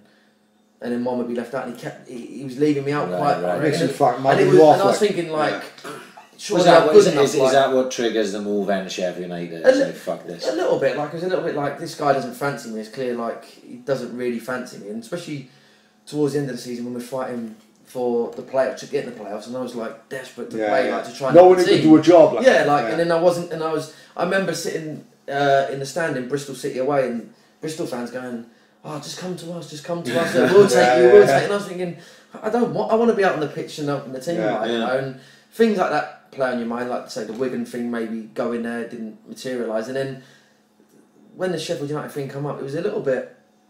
I remember like jogging around the training pitch with Monks and saying, "Oh, Sheffield United," and he was like, "Yeah, it's a big team," and then afterwards, like years down the line, we said, "How did we not think like it wouldn't work?" Like, but at the time, you just go on that feeling. That was Sheffield United manager at the time? It was Kevin Blackwell. It was funny because I met up with Kev a couple of times, and he was telling me like he'd been watching Barcelona and Spain, and maybe they must have just won the Euros or the World Cup or whatever it was around that time, and he was telling me oh, his reputation, long ball, a bit like Warnock, long ball, that's right, and this, like, you know, he said, "Oh, I've watched this football and this is going to change. We're going to play this way, 4-3-3. You're going to be the main guy for this," like, you know. So I kind of got roped in a little bit with that, with the whole situation of Swansea and Wigan, and it was a little bit. I had nothing, and I remember going to Mexico for 2 weeks. My head was so gone. I left my phone in the glove box, in the car park. I was just doing my head in. So I wasn't, not saying I wasn't thinking clear, but I just didn't really know what I wanted. But then he sold me the story. I signed, and then honestly, the first game of the season, it was like. Right, 4-4-2. Basically, all these managers are just like, this is what the Saints do. He tells them, come and join us, we'll have free sausage and chips, we won't pay no subs, we'll have £200 behind the bar, we don't give a fuck. I told 3 people last year Ross Lynch, Liam Lynch and Ross Brown signed for us, who has a free trip to Benidorm in May. We ain't going fucking nowhere. We got the buttons and it's costing you 200 quid. Yeah. You know what I mean? You guys like, fuck. You say what Kevin Blackwell should have told me we got a fucking Minehead. Yeah. 80s revival. That's what it is. You say whatever you got to say to get the players to sign. Of course he is. And he done that. Yeah, like, you know, he sold me down the river a little bit. Like. Isn't it fucking mad though, like we said about Sousa? I don't know where that happens in like everyday life work. Someone just comes in like a boss and just don't fancy you, and all of a sudden it was a little bit like just didn't fancy me. Like if a new we boss, didn't fancy Sousa much either. If a new boss just come in Royal Mail, you can't just not fancy me and say, fuck that, I don't like that fucking party colour. It's a nightmare because all the players, not all the players knew that we didn't get on, but we used to have Secret Santa. So every Christmas, like we'd all buy, we'd pick out the hat I'd buy for Owen would buy for Monks or whatever. And you could get stuff for the manager and stuff like that. What do you get to the Jones, like a voucher for Ali Street? Month would be a new diabetic tablet thing. But we was up there and like, it's a big table now, like with all the presents up there, and Paulo's calling each player up. Right. So he calls me up, and all of a sudden I get like a dartboard with his head on the his head on the ball with darts. Like, so I'm standing there, and he's like, oh, what's that? And I'm like, oh, look, it's the dartboard gaffer, and his head's there. They bought the gaffer something, so the gaffer's opening it up. It's a little voodoo doll with all the pins in it with my face blasted on it, like, you know. So it was like, it wasn't a big problem between us, but there was obviously a little bit of. I thought he didn't speak to me before the January window closed. I thought he didn't speak to me for like 2 months. Oh, that's fucking. That would spin you up. It felt like from a fan's. Well, I'm not saying from every fan, but from my standpoint, I remember thinking at the time. Like Leon's going because Sousa don't want it. Yeah. That's the way I thought. It wasn't all. I wouldn't say it's all. I know people talk about that. It's not always been that. If I'm being honest, that was an issue as well. But it was a case of I was a lot of it waiting for Wigan. Right. I was waiting for the free transfer to go to Wigan. Thank fuck really, because imagine who'd have gone to Wigan, who life goes. Yeah, it's like. Well, you're not getting this pleasure now, Have you ever seen the film Sliding Doors, innit? When they make the door and then the other one they don't make it, and how their life pans out differently. What the fuck happens then? You go to Wigan and the work, you end up signing for fucking Betty. Like, there's a lot of things. Weird, isn't it? It's all about the Forbes like getting injured. Like to get me back in the team, and then I end up staying. And these things, it's funny how football. I don't know whether like maybe we don't realise it, like, but every footballer we have in here, like we might not realise it. Who've lived the dream, like my mate Jamie Harris lived the dream because after the Swans he went to Ireland and he played professional football in Ireland. Yeah. Now for me and you as a kid, the dream is play football, mate. I paid to play football on Saturday. Before we had kids and that, we play Tuesday, Thursday. We train Tuesday for the Saints, play Thursday up the outside, Saturday for the Saints, Sunday for Ramallah. So if you can tell me you're getting paid at any level to fucking it's play the dream. football, like, it's the fucking dream. And for yourself, like I look at you and you've genuinely fucking won at life. Like I don't know where that with the older generation, like we've had fucking loads of guest speakers. I'd like to think with your generation who've earned enough money that you haven't got to fucking work again. You know, where they do, I don't know. But like you've won at life, haven't you? You know, you've seen yourself settled in Swansea. You'll forever be a hero like down here. That's how I hate the thought of us going down, because if you and what Trundle does now as an ambassador is fucking unbelievable, which I have no doubt he'll do exactly the same. But like we go down and down, the need for an ambassador goes. Yeah, you know it's not happening. Like, like that's what we talk about. We talk about it quite regularly. There's going to be cuts. Like that's going to be one thing we don't need. Like, does Johnny Gray and Anthony Wright, two of them are taking the under? What are they under 20? I think different ages. Under 18s. What I'm saying says two of them say. All of a sudden the club will say, well, do we have two? We'll have one. It's the same with the first team. All of a sudden, like. We go away, we've got 20 staff. That'll be cut down to 10. Exactly. This year it'll be cut down. They won't take as many away. I think the players are going to share rooms. That's the killer, isn't it? Share rooms. And if you go down to League One, it'll be like the manager, assistant manager, a physio, a goalkeeper coach. Yeah. It goes back to the way it goes back to when you first came down. Yeah, and that's what it'll be like. Everyone in oversized kits. Yeah. No, but and stuff like that. That's the thing that I would worry about, like, because I like the thought of people having.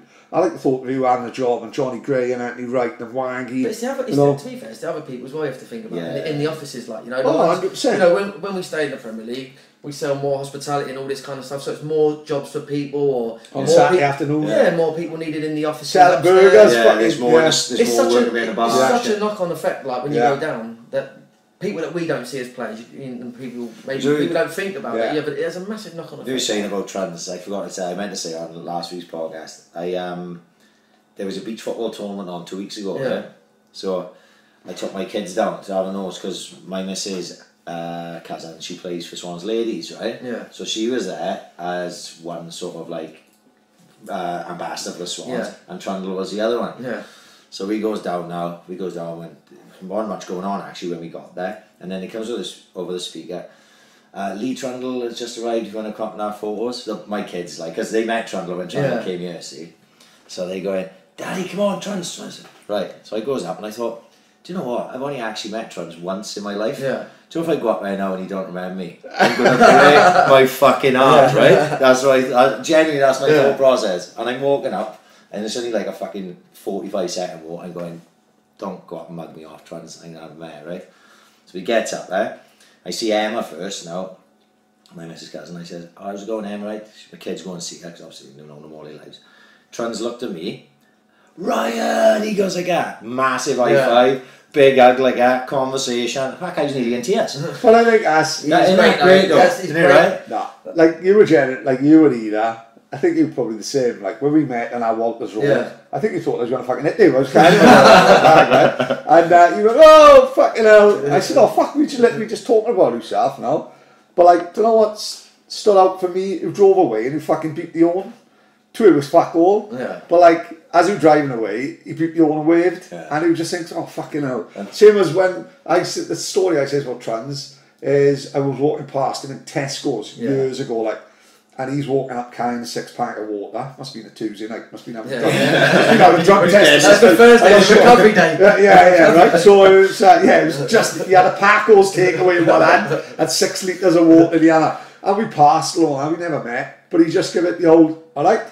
And it was like, he thought, oh, fucking hell, he's not a fucking knob, like, thank fuck, like, you know. Yeah, and that's why, when I was going away Thursday, I was really itching. I'd spoken to Paddy, I was really itching about doing this now, right, this week. And I was like, I got to get this sorted before I go away, because otherwise I'm going to be fucking all weekend trying to, like, sort this out, like. So that's why I thought to myself, you know, I put the, like, bait in you away, like. I wouldn't have done that with everybody. Yeah. You know what I mean? And I think he'd had a pint as well, man. I just about had another pint. I was on the way driving to fucking Cheltenham. But I was just like, I thought I'd probably get away with this with Leon because he's one of the boys. You know what I mean? Yeah. Had it been someone else, I wouldn't have done it. No, I wouldn't have ever have done it. Paddy was like, but I think the Swansea fans feel like myself, Trans, Tatey. Yeah. Not as one of their own. Like, one of their own. They've seen us about, like you say, you get that rapport because we're in town, we'll walk round, we'll go to shops, we'll go out on Wine Street, we'll speak to people, bump into people in the garage, and because we've been here so long, we've got a lot of friends here now. Like, we've been here 15 years. I've got more friends here now in Swansea than I have in London. Of course, like, you're fucking local is the fucking optimist, right? Do you know what I mean? Like, top bar though. Mate, listen, I'm a lot older than you. I'm a Kingsway boy, right? I used to go to Martha's, pilled up, they pulled that down. I used to go to Whispers, pilled up, they pull that down. We used to go to Liberties, as much as you could drink from a tenner, they pulled that down. Ritzy's in Central Park, they pulled that down. They pulled down my childhood, right? Wine Street. There's nothing left. To me, I can't go to Peppermint, right? They're going to rope them off.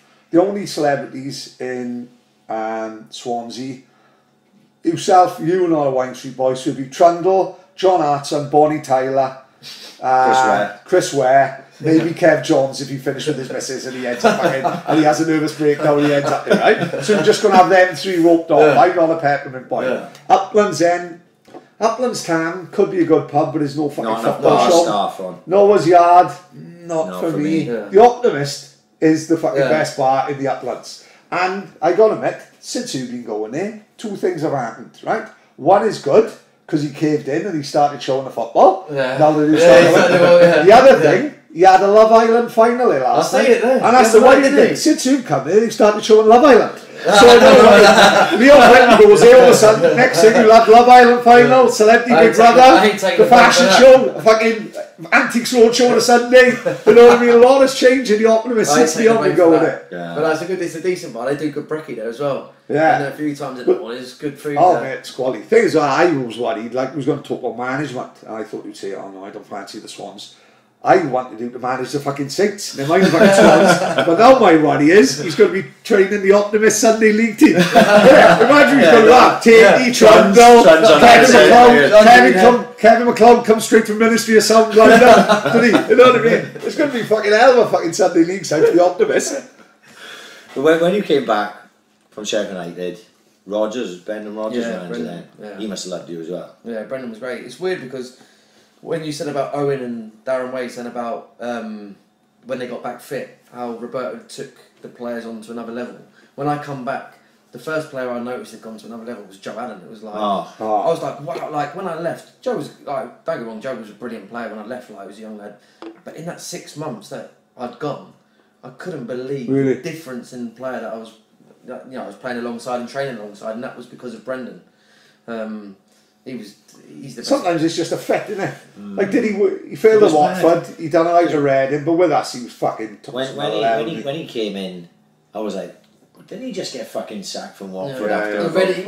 He done alright at Watford and he went to Reading at the beginning of the season and then he got sacked after 10, 12 games. I think he tried to change and there was a bit long. So that's not enough anyway, is it? No, 10 games. No, but he had an idea of the way he wanted to play and it was just, it was perfect fit, like, the way we played before, the just took us on another level, like. That's what he done. What he loved, fucking Rodgers, he did it. He played the game well, didn't he? Yeah. After every game, he'd come to every fucking corner of the ground, give you a clap, which the fans fucking love. That story with Lee David is incredible, innit? Like, one of our friends, his father passed away. He played Derby away, and his father passed away in the hotel. Yeah. Right? And, I think it was a little bit in the paper, Swans fan dies, away. Rodgers finds out about it, phones Lee David, phones his mother, goes to the funeral, and he's thinking, didn't need to do the type that. of guy. He didn't have to do that. Like, he gets a bit of stick in the media, like, for the way he is. Deluded Brendan on Twitter. He's a great character and all this. But honestly, like, as a guy, like, a story like that doesn't make. That really doesn't make the press. Of course, And then things like when my daughter lives in London. It was her first day of school, and I'm a bit like, it's on maybe, I don't know, Monday, and it's the first day. And I'm like, I'm in Swansea, I can't make it. And do I ask Brendan? So Brendan, like, next week is my daughter's first, and before I could finish, he's like, listen, day off. Crazy, innit? Make sure you get home, see your daughter's first day. Tell you, it's one of the best days in your life. Yeah. You could never get that back. Don't even think about it. But then, because he does that... on a Saturday afternoon, Yeah. he'll fucking run through a wall, That's the thing. he'll run through Vieira, he'll of fucking course fly so, through Nicky Butt. It's great man management. Yeah. Like, he gives you that, and then you think, you know what, I'll fucking do anything for this man. Yeah, he will, He tell me to run up that wall and back, I'll probably do it. Good start on Liam Dish. He went up doing it and get stuck in his throat. If he'd have been a player, obviously he's not, but if it had been another manager that was like, no, Leon, this is fucking... Yeah. You're like, oh, fuck, it stays with you, doesn't it? Yeah, it stays with but like, he can see that he values the family and he values them that side of things, that he'll do that. And like you say, then you buy into everything he says, really. I'm not saying you don't if a manager's... He can't give you the free reign for everything. Of course not. Things like that he can see himself. Yeah. Like, that is important. And as important as his influence on himself and the likes of Joel and that, he got Scott Sinclair in. Yeah. Right? Because there must have been a Chelsea connection. Yeah, the Chelsea. Yeah. And we don't go up that year without Scott Sinclair, the man who What did he do? 21, 28? He's got this. 20 odd. Yeah. For right wing, like. Left. So, it's those little things. Greeny, that was the Chelsea link. I think, like, with Fab. Like, did he go to Liverpool, like? Yeah, he took him with him. Like, it didn't work out, but Fabs was another one. Do you know, a lot of fans thought, mine, when he took Britain, he took the wrong one, mate. A lot of fans. A lot of people thought he should have taken Yousaf, didn't he? I don't know if I think Joe was. That was what. Joe was younger, wasn't he? That's what it was. I think I was 29. I'm not saying he would have wanted to take me anyway if I was 25. I don't know, but I think obviously Joe was a lot younger. Yeah. I think He was like a Britton Mark II, wasn't he? I think Liverpool looked at them back then. I think they was looking at resale value. I think they tried to go in for Clint Dempsey when Brendan was manager. That's right. Yeah. And I think they probably looking at resale value. Like, you know, the owners there are probably thinking, right. Yeah, because they're the business. And they're the Moneyball guys, aren't they? Yeah. So they're probably thinking, on, if he's 31, 32, Clint Dempsey, what, you know, and we pay him $5 million, what are we going to get back from him in 2 years? I think they've sold that out now, because like this summer now, they've just gone full on John, haven't they? Yeah. They don't give a fuck. Well, they know how close they are now. Yeah. After last year, they know how close they are. Do you know who's one of the scouts there, Mark Gower? Is that the same Mark Gower who had better passing percentage of Messi? Yeah. That was another thing that Brendan brought up one time. He was having a team meeting before one of the games, and he slyly just brought up like the top assist or the top passer in Europe. It was a big middle big spread. And he left someone out, like he was like Messi underneath, Ronaldo and all these boys. Iniesta. He's like, who do you reckon's number one? Who do you reckon would be number one? The boy's like, don't know, Gaffer, you know, Xavi, Iniesta, Mark Gower. He just comes up there like the boys are in stitches. But he was good though, because that give Gow's like... Yeah, a bit of confidence. So you're telling me now he's like on the coaching staff of Liverpool? No, he's like involved in the scouting. He's quite high. Yeah, he's quite high up. I bumped into Gow's in... I went out for a beer with him in Marbella. We was both over there at the same time with families, and then we met up. We said, "Oh, do you want to get away from the families and we'll have a beer?" So we met up with him. But it's funny because Brendan took him there. When Brendan went to Liverpool, and Gow's left Swansea, he went to Charlton, kind of fizzled out. But I think Brendan liked Gow's as a person and a character, and he'd give him an opportunity there. Yeah. And then when Brendan left Liverpool, they kept him on, and he's worked his way up there. So I don't know how, but he is quite involved. He says he gets sent to the games when they're really interested in someone. He doesn't make the final. Of course, He doesn't like, you know, we sign him, but I think they really value his opinion. He's doing really well. But again, though, it's involved in the game, isn't it? You know, he gets paid to be. He's on the staff of Liverpool. Like, fuck me and him still take a job. Who made it, like, you know. No, that's fucking brilliant for him. No, it's good for him, isn't it? Like, that's fucking class. Like, he's back and forth to Holland a lot. I think he's always in Holland, and they'll get assigned to like different countries. What did I see that kid the other day play for Ajax de Boer? What's his name? Is it Vries de Boer or something? He's like 17. I saw like. Is he one of the sons? Is he? He may very well. Because his name's de Boer, and that's saying, and he playing by Ajax. Oh my god! I saw like a little, it was only like 2-minute highlight thing on Twitter, and he just looked absolutely differently. So it was Kluivert's boy as well. Yeah, Kluivert's boy. Oh, he's doing money. Kluivert's boy. He's like thought highly. I love the Ajax system. Yeah. Like now it's gone worldwide, and you know, which is funny because it don't seem to.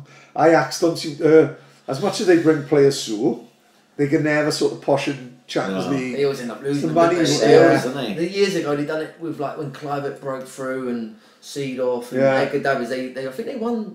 They won the Champions League. They won 1-0 and 95. But like you say, they produce. They can't hold on to them. They can't hold on. The money's not there like it is in Spain or maybe Italy at that time, because they would have gone like Seedorf. Would have gone to Milan. I think they went in one of the Milan teams. And that type of thing. You know, these days they come into the Premier League, and what's happening now? A lot of them players may never even develop into the players they could be, because the likes of Man City and Chelsea and United and Arsenal maybe got 5 in the same position. Well, they're signing them when they're 17 now. They just signed the best them in the 23s. They just signed the best. What these clubs do now, they sign the best young in the players world. In the world. So they've got them. So rather than I'm Man City, you're Arsenal, rather than you getting him, I'll want him. So you can't have him. And then we'll see if he works out. If he doesn't, okay, he doesn't, like, you know. But they all want them, like, rather than letting someone else, because it's going to fall on someone's head. Can you remember that, like, Chelsea bought Scott Parker? Who's a ginger kid? Kitson, is there? Sidwell. But Parker, Sidwell, all similar players, just to have them. Career gone. Probably 150 grand. They signed Boney from us. You know, he was flying at that time. He'd scored the most goals in the calendar year. And you look at it and you go, even if no matter what they sign him for, is he going to take Aguero to that side that time? No. He's not going. Yeah, but is he going to make life-changing amounts of money? That's the thing, isn't it? That would be the thing. But you still feel a little bit like, I would have, do you know what I mean? I love Wilfred Boney. On his first spell here, my boy nearly cried when he left. Right? He was my boy's favourite player, and I heard nice things about him as well. You know what I mean? Like he was a good guy as well. Yeah, he's very generous. Like. So I was disappointed when he left. So I wanted him to do well. Nothing would have given me more satisfaction than go in there and I think all of us would like to see, when someone leaves and goes to a Man City. Yeah, you want to do what to do. Yeah, score 20 goals and do brilliant, because you'd feel like we've one of us. We've played the part in getting there. Joe Allen was the one. Fuck, every single fan I know would have loved Joe Allen to come back to us. When it was like, you can't say it, but it was a bad move. I think I was there, set in stone. He seemed to be up for it. All of a sudden then, our hardest player to replace is himself, right? This is why a lot of fans now have been calling for, why are Rangel and Leon finished? Couldn't they fucking still do a job in the Championship? And that's not blowing smoke up your ass. People do generally say, well, fuck me, our hardest player to replace is going to be Leon. You signed Joe Allen, we fucking replaced him, it's not. For the next however many years. That's fine, easily. He's captain, absolutely, he's homegrown, he's back he's just a star player. Yeah, exactly. The one thing we need, both on and off the pitch, one, as a player, is a boy in the middle of the park. So he's, like I said, he's Britton Mark II. Yeah. So you retire, all of a sudden then, it's not the fucking end of the world like it is at the minute, where you've got a ready-made replacement, but also he knows the Swan. He's part of the Swansea boy. He's the Welsh boy. He's a fucking hero. He's got the connection. Yeah. One thing I will say, because that's not going to happen now, because he's just signed a contract extension, so he ain't going to come here now. The boy Ryan Wood, the place with Brent, is it Woods? Yeah. Played for Brentford. I can't say I know much about the Championship, but my mate Chris, a Millwall fan, he WhatsApped me yesterday and said, "You know this kid Woods?" He said he's quality. Yeah. He said he's absolutely quality. He knows everything about the Championship, because his Millwall have been in there. He said, honest to God, if you get him, you'll be sorted. That's how good he is. So that's still ongoing. Yeah, I think they said they've inquired in but they said they won't sell him unless it's anywhere near the valuation. Yeah, they want the valuation. Which is what? I don't know what they've quoted. I didn't see any. Yeah, I haven't seen any figures. No, but Leeds apparently were big into him as well. But literally, just now, I saw something saying Leeds have cooled their interest in Swans are favourites to sign him.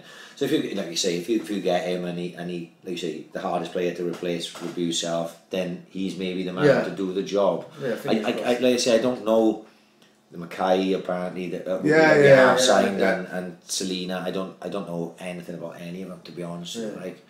But young hungry players, I'm a big fan of that. Yeah, that's the thing. I think that's a good thing. I think these lads are going to be hungry to get to the top.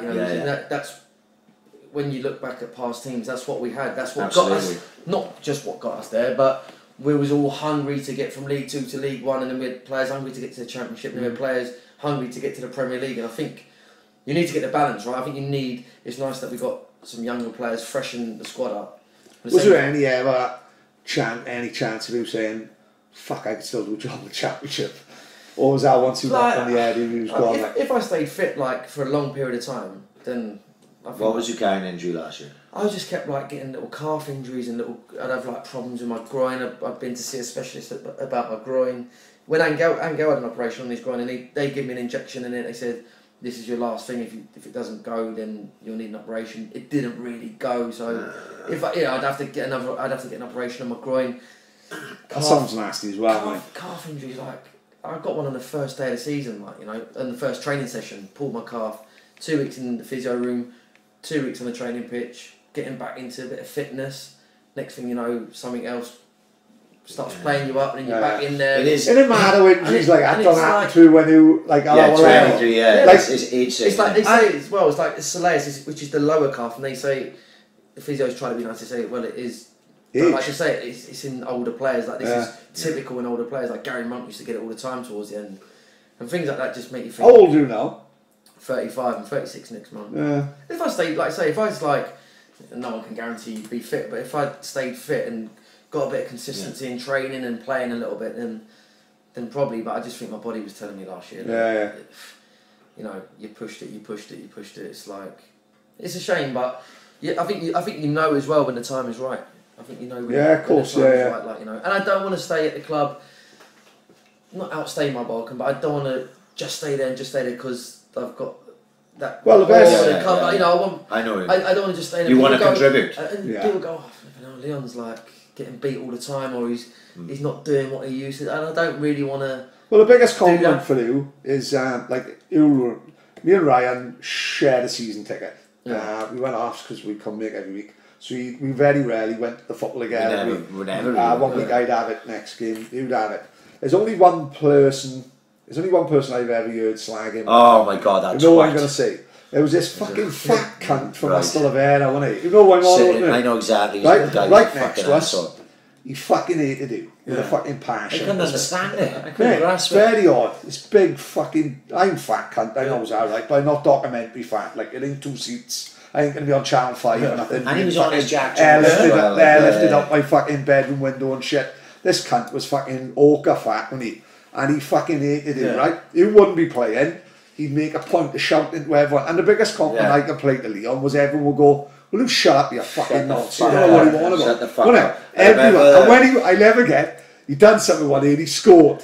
And he all fucking... Just abused like him. Just abused him. Yeah, do you know what we did? Do you know, in the shit. The Cardiff game when we beat them, the 3-1 game, we had been out, it was my missus' 30th the night before, and we'd had a hell of a session, right? It was back in Europe, up like a fucking house party. About 4 hours kept, I was back out, right? I was fucking steaming by the time I got in there at 5:30. Yeah. And it was me and my brother. He wasn't there that day with me. He may have been there, but he wasn't in our seats that day.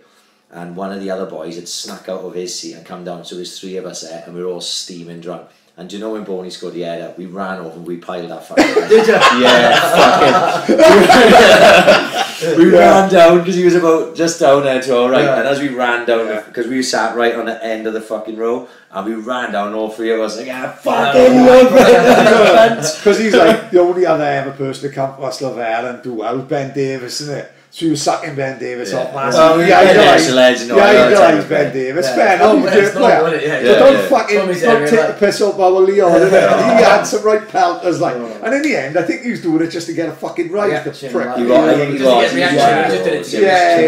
He's just a garbage twat, he was. And it seemed to be, if I mention Leon here, I know I'm going to get the biggest rise up the fucking... Yeah, that's what it was, I think. Fucking dumb my fucking head in. No, he's a fucking prick. Michael Laudrup. Yeah. What was he like? Michael was like laid back, like he was so laid back as a manager. He always looked laid back. Yeah, like he was so laid back. He never got angry. He was very calm. Training was like he put sessions on, but it wasn't like structured. It was a bit more like not off the cuff, but it was just like very, very relaxed. Probably like very Spanish. You know, like.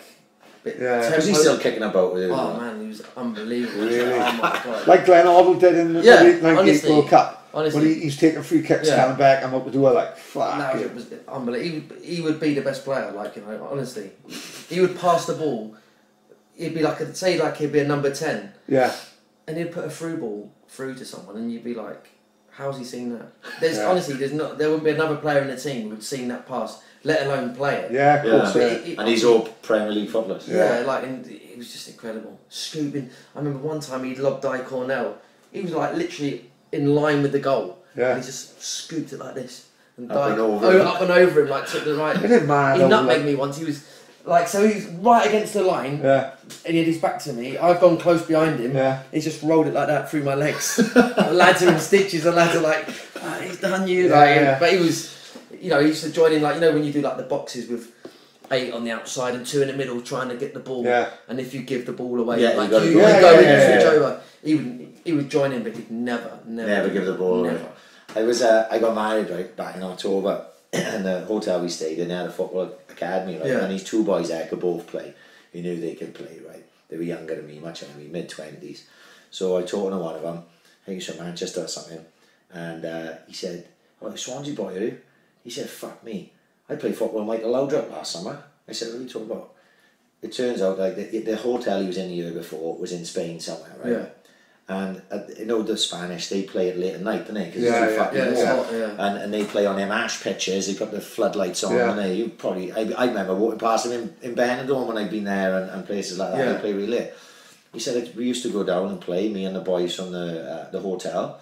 And Michael Laudrup used to play every single night. Did he? He had like some sort of villa out there somewhere where he stayed, and he'd get up and he'd go and play. And he said he was absolutely incredible. It's like, I don't, he probably made enough money in his career to just plod along.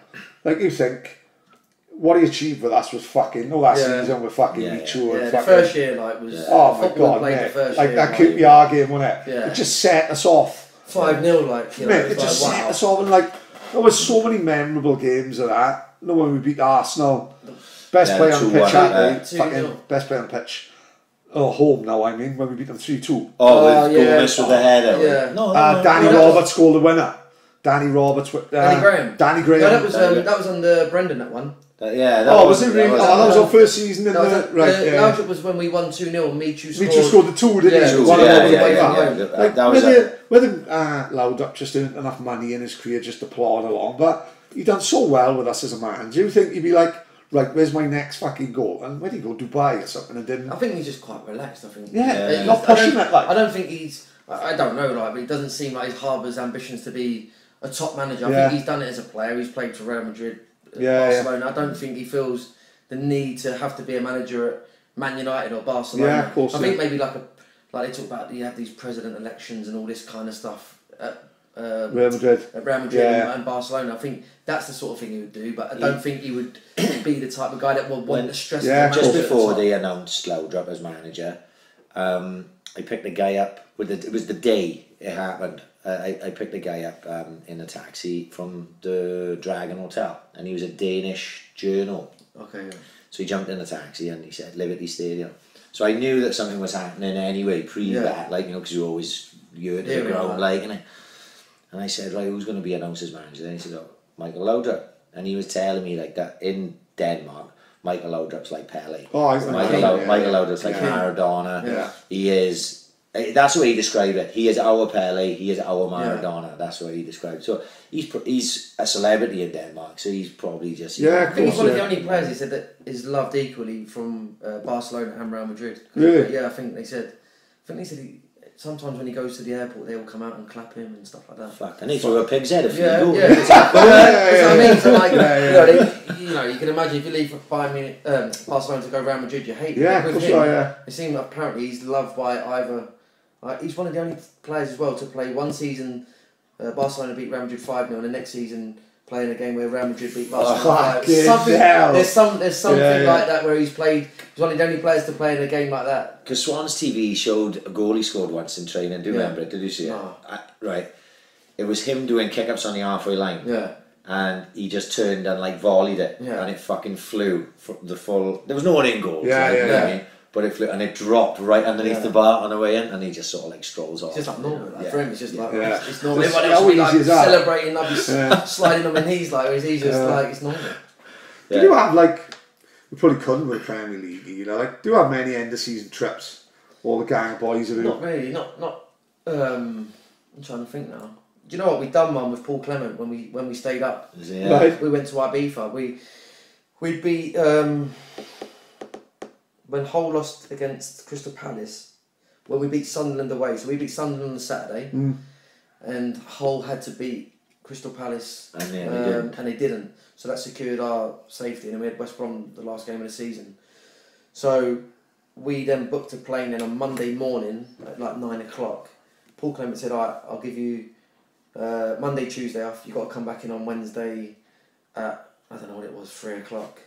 So we booked a plane then Monday morning. Right, yeah. Not everyone. We said who wants to come. Like, so there's a group of about 10, 15 of us, and then we had 2 nights in Ibiza. And then Ocean Beach. Yeah. we done all that like in 2 days. We tried to squeeze as much as we could. We only had 2 days. Like, and then remember coming back, and he was like, "Listen, you're going to be in fucking big trouble if you're not here by 3 o'clock. I'm giving you." And we said, "Look, we're going to go abroad. Are you alright with that, Gaffer?" He's like, "Yeah, no problem." Yeah. And he was there with a watch. We just made it like within a couple of minutes. He was at the gate. Who running in with them orange cups? Waiting as in his Bentley, like fucking brilliant. Years ago, though, we used to go away. We'd done a few Magaluf trips like Truns, me, Truns, Chris O'Leary. Robert didn't make it. I think he got nicked. I think Robert he couldn't go. You know, like that group of lads, Stewie Roberts. Well, there's a few of us, like in the early days, that's what we used to do. Yeah. We used to go like, you know, Magaluf, we'd try and get the club to... Yeah. We see, if we got promoted, chairman, you know, can you pay? But he'd say, no, we'd have to pay out of our own pocket, but... No, it was... Because who've been lucky the last few years, who've done England away and who've done the Wales. Yeah. Like, did we plan on going to see England until they got the Do you know what? No, You seem to do a mad when they won fucking Nigel Hall, which is a random. Yeah, I mean, they seem to get to the semi-final. All of a sudden, Nigel Hall busts out a fucking English passport. You know what I mean? It was. I think Nigel wanted to go over there from with a group of the lads like Roper and them boys. I think he talked about going over there, but some of them were umming and ahhing, and I knew he wanted to go. Like, I spoke with Ryan from the Optimist, and he said Nigel wants to go, and England got to the semi. I was like, I'm going. Like, right. So what happens then? You can blag a ticket easy enough, or you know what? I bought them on FIFA. Really? Yeah. I had visions of you forming fucking Annie Maguire, like a box of crisps. Holy a bit. No, do you know what? I got them on the FIFA website. Yeah. Yeah, like I went to the France-Belgium semi-final. Yeah. And you could get tickets alright for that. There was quite a lot of tickets on the FIFA website, but England-Croatia kept saying sold out. Right. Yeah. But when you went on the website, it was like every 5 minutes it would refresh. And within that, sometimes people resell tickets. Of course, yeah. So then it would pop back on. So then you'd have to be quick as like bang, get them. So I was able to get the tickets like that. But I went out. Could have stayed up for the final though. Yeah, I stayed up for the final. I done Belgium France. I done England Croatia. I done England Belgium, and then I done France Croatia. So you actually did the final, like? Yeah, I done all four. I done the last 4 games. Yeah. Oh fuck it! Yeah, no. So What was Russia like? That was good. You know what? It was really good. Like no trouble. Yeah. No problems. Like because no one fancied it, did they? Really? No, not at the start. But no, there was no problems. I went to St. Petersburg for the France Belgium semi-final with Nige. We had a good night out. There was no problems. Lovely city. Then I flew to Moscow to watch the England game again. Great atmosphere. Yeah. All the fans were great. There was loads of South Americans there, Mexicans, Peruvians, Colombians. They said there was loads of Mexicans. Yeah, they said South Americans everywhere. There was loads, loads of Croatians there as well. England took quite a few for that game, but then when I went to I'd done a bit of flying, so I went from Moscow back to St. Petersburg for the 3rd and 4th game. All this on Todd now, yeah? Well, I met some people in Moscow that I knew. Yeah. Then I went back to the 3rd and 4th playoff and met some friends from Swansea who come out then. And then we flew to Moscow for the final. So it was a bit of travelling in between. Yeah, it was a great trip. It was great, and that's where I was lucky. Like normally I'd be in pre-season and I wouldn't be able to do that. Whereas this time it was like I can do it. Like England got quite far. And I was like, I want to get there. I want to be part of that. I want to see some of that. So that's why I just off the cuff I just thought, I've got to get out there. Like I said, when we seen the photos of you and watching Wales, like I just thought, that's proper. Yeah. No one can say you're not a fucking Swansea boy, in my opinion. Like, you know what I mean? When you see pictures of him. The Euros with Wales was one of the maddest fucking couple of days. Like I said, we fucked about them. We were supposed to go. What game did you go? I didn't go. That was in Paris, was it? Yeah, but mate, it was like we drove. Oki sorted it out. Fucking brilliant. Got us hotel. Worst hotel I've ever stayed. Fucking hell, even the fucking rats was wearing overalls. Fucking terrible it was. But I'm right under the Eiffel Tower. I nearly proposed to Oki twice. You know, you're watching football on the big screen, watching one game, and then we're in this bar full of Welsh. Japanese tourists are taking photos of us. We charged like €10 a pint or some shit in there. You didn't fucking notice, you know what I mean? I didn't pay the fucking water bill that month. I bet he didn't get a fucking pint in either. It was fucking great. No drinking underneath the fucking Eiffel Tower, full of Welsh fans. It was fucking it was brilliant. Like, that was great. The Irish are full of the fucking Will Griggs on fire. I was fucking brilliant. I went to the Belgium game. I did. Wales Belgium. Oh, what a great Wales Belgium was my oldest boy's football presentation, and they put it on and we was all tanked up and watching it, and I was like, yes to my old man, I'll drive out there, fuck it. Literally, my van just broke down on the way back from Cheltenham. There's no way, that fucking thing was going to go to fucking Toulouse or whatever it was, and back. Not a fucking chance, like. Right, let's get a couple of sad things out the way. Relegation. Yeah. Right. Is there a mindset which may say it may actually be good for the club in a certain way, as it was if Graham Potter's allowed to come in and reshape the club the way Roberto shaped the club and the way Brendan Rodgers shaped the club, Michael Laudrup shaped the club, and sort of Monk shaped the club, got us to 8th now. If he's allowed to come in and bring his own players in and do that, is there a mindset which may be right that relegation is maybe the best at this point for the club? I think if that happens, I think it's not a bad thing for us to go down, because I think the last 2 or 3 years in the Premier League, we all knew we went away really from the football we played, and we was just doing anything we could to survive in the league because of the money that was involved. Yeah, of course. So we kind of went away from what we knew. We maybe changing managers to try and get a bounce for 6 to 10 games, which hopefully would be enough. Like, you know, whereas before we'd always have a way of playing and a style of manager that would suit that, and we just go with that no matter what. Whereas the last 2 or 3 years, I found we went away with that. It was like we was the same as. Whereas before we had a bit of a style and everyone loved us, we'd become a little bit more everyone's like... second team, right? Yeah, we'd become a little more like every other team another West Brom, another Newcastle type. Just trying to eke out results. Just trying to, whatever we could, and we was like, just trying to win a game or get a point, no matter how, to stay in the league. Whereas now, I think, going down, I'm hoping that it will reshape the club a little bit in the team and go back to that style of football. Even, I would rather not go... If you said to me, go up this year and still... have the same kind of style and the same way as the last 2 or 3 years. Gradually, like. I'd say no. Or you offer me in 3 years' time, and we have a style and an identity like we had before, and everyone knows their roles and the way we play, and then we go up. I think we'd be better suited. Like, that's what suited us, and that's what kept us in the league. We get a result against Liverpool. Do they employ you?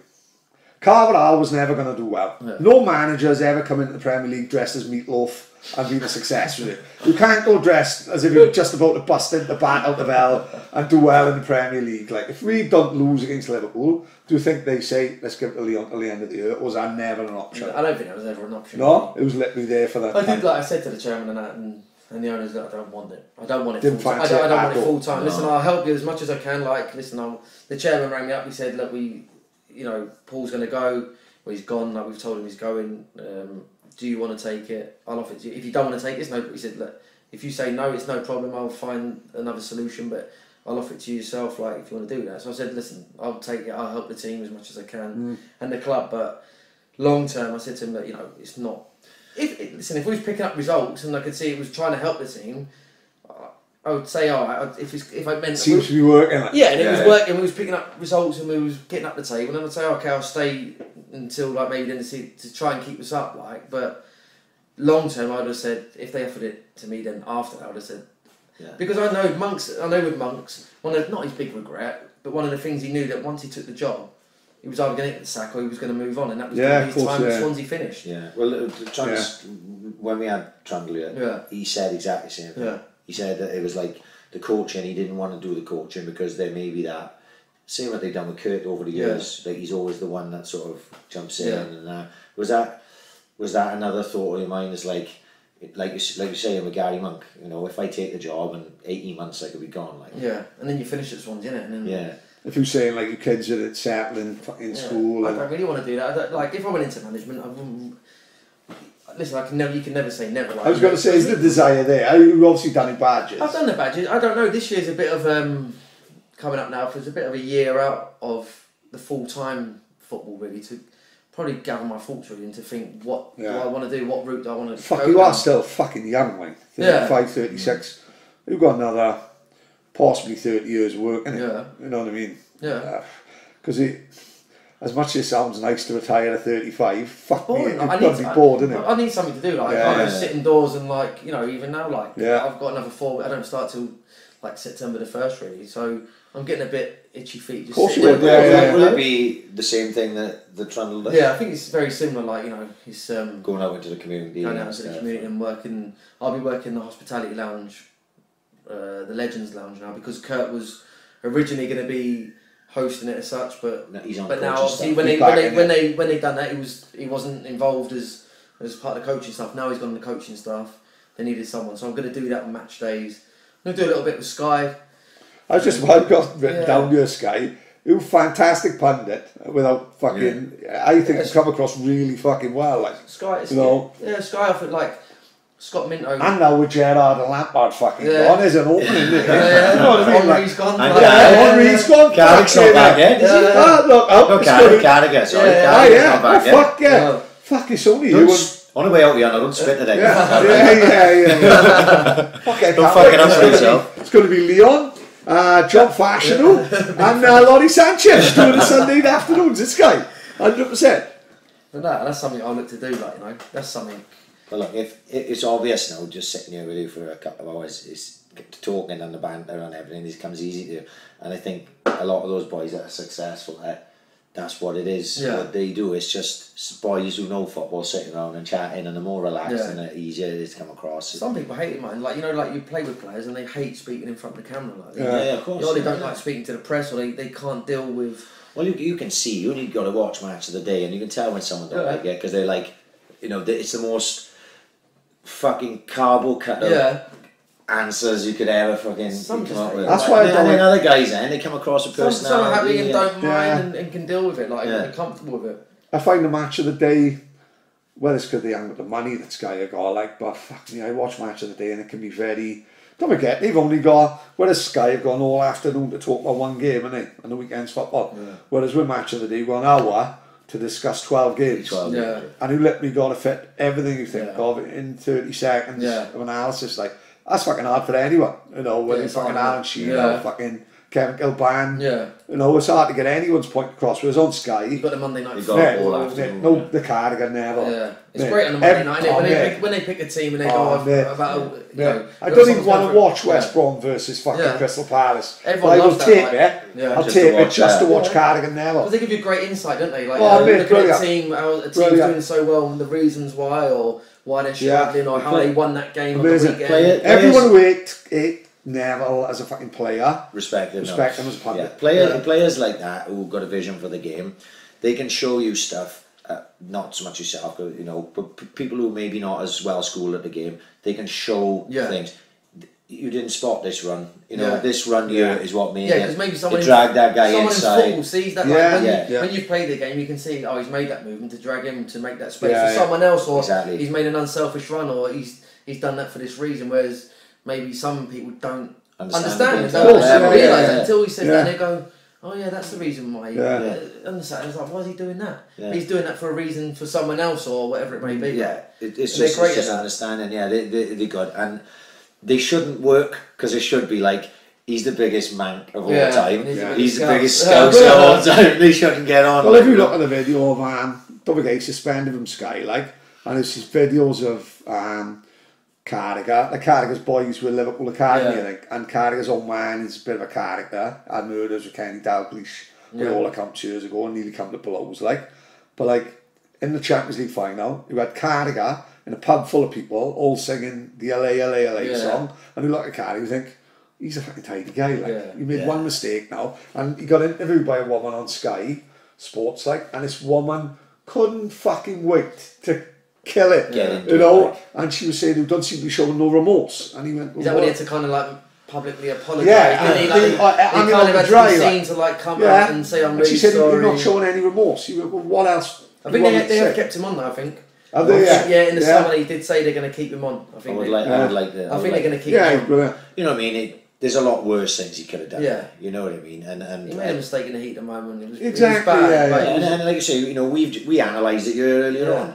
There's two sides to that. Yeah. You know, fuck me, that guy is.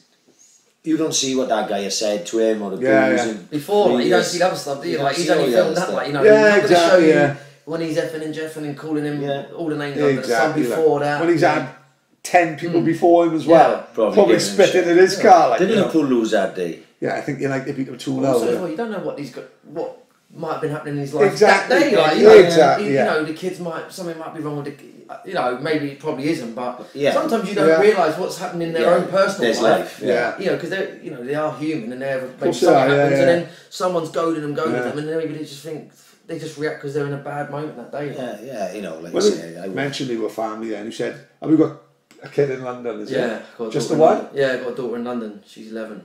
Back and forth regular? Yeah, I go back most Sundays. So when we have a Sunday off, I normally I'll get up about 6:30, normally leave about 6:45, quickly out, go down there for the day, spend the day with her, drop her back about 5 to her mum's, and then get back to Swansea about 8 o'clock. So this is going to be easier for you now, more time in your hands and stuff like that. Like, that'd be amazing. Yeah, it'd be nice. Like, I'm picking her up on Friday, so she'll come up for 3 weeks now. So I'll pick her up Friday. That's amazing for you. Like, she comes up for 3 weeks. Whereas normally I'm at training, you do finish early. You can't complain because you finish early, but it will be nice that I don't have to go out to training. I can wake up with them and have breakfast all together and that kind of thing. That's the nice thing. Just being able to do things you've never been able to do before in a way, like, you know. You're not going to know we're born, are you, this half term? Like, it's fucking class. Yeah. You know what I mean? And an old man is Leon Britton. Yeah. You know what I mean? That's fucking... Well, you've got to start training for the 10k now, haven't you?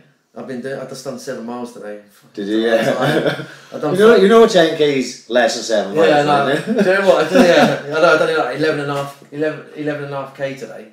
Yesterday I done 5k, and then today I just got a bit carried away and just started running down the front. Legs old enough? Legs are alright, but I hadn't done nothing for a couple of weeks really, because I went to Russia and it's been hard because the kids have been off. I haven't really had a chance, but I've been putting a bit of weight on and stuff, and I was just like... I can tell that. They want to see fuck all. I don't want to say.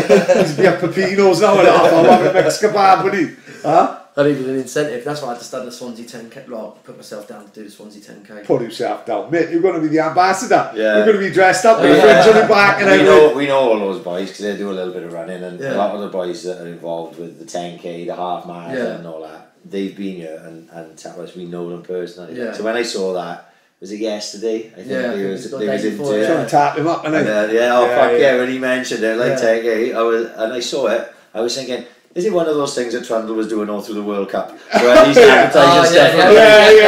Bet friend and that, like, hey, you know, put a bet on, man. Has he got a chance to win these Xavi Alonso boots? Like, I'm thinking, where the fuck are you going? Just say that himself, Trenton. Brett Jones was doing it. Brett Jones, And I looked at it at first. I thought, fuck, they must be paying Leon some money to do this. But he's doing it. You genuinely going to? Yeah, no, just genuinely just done it. I just booked it the other night. I just paid the £25 joining fee or whatever it is, and just decided to do it. Like, you know, that's September the 16th is my birthday, 16th. So yeah, as it happens, ends up being my birthday. It's a Sunday, isn't it? I think it's a Sunday. It's normally on a Sunday. Yeah, it's a Sunday, so I'll do that. And then to be fair, I've had a few messages. Swansea half tried to get me to do it, just gone. So I've been away to Ibiza and stuff. Yeah, a mad one. I was like, I come back on a Saturday from Ibiza, and it's on a Sunday. I said. Paddy's with Swansea half next year. That's all I fucking think. I wouldn't pay the 25. This is what we're trying to get into. Unless me and you were doing in a 3-leg race, I ain't going nowhere near a fucking run. I ain't no running nods. Fuck that.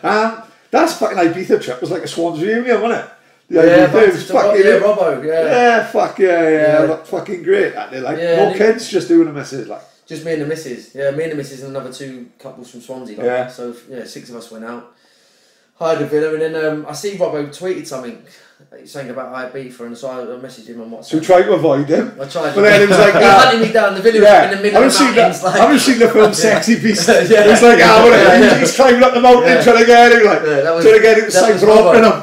That was Robbo. No, he hunted me down over there in the hills, but no, it was good catching up with him. We had a good drink on... Well, I've already started the groundwork with trying to get Robbo on a podcast, because I work hard.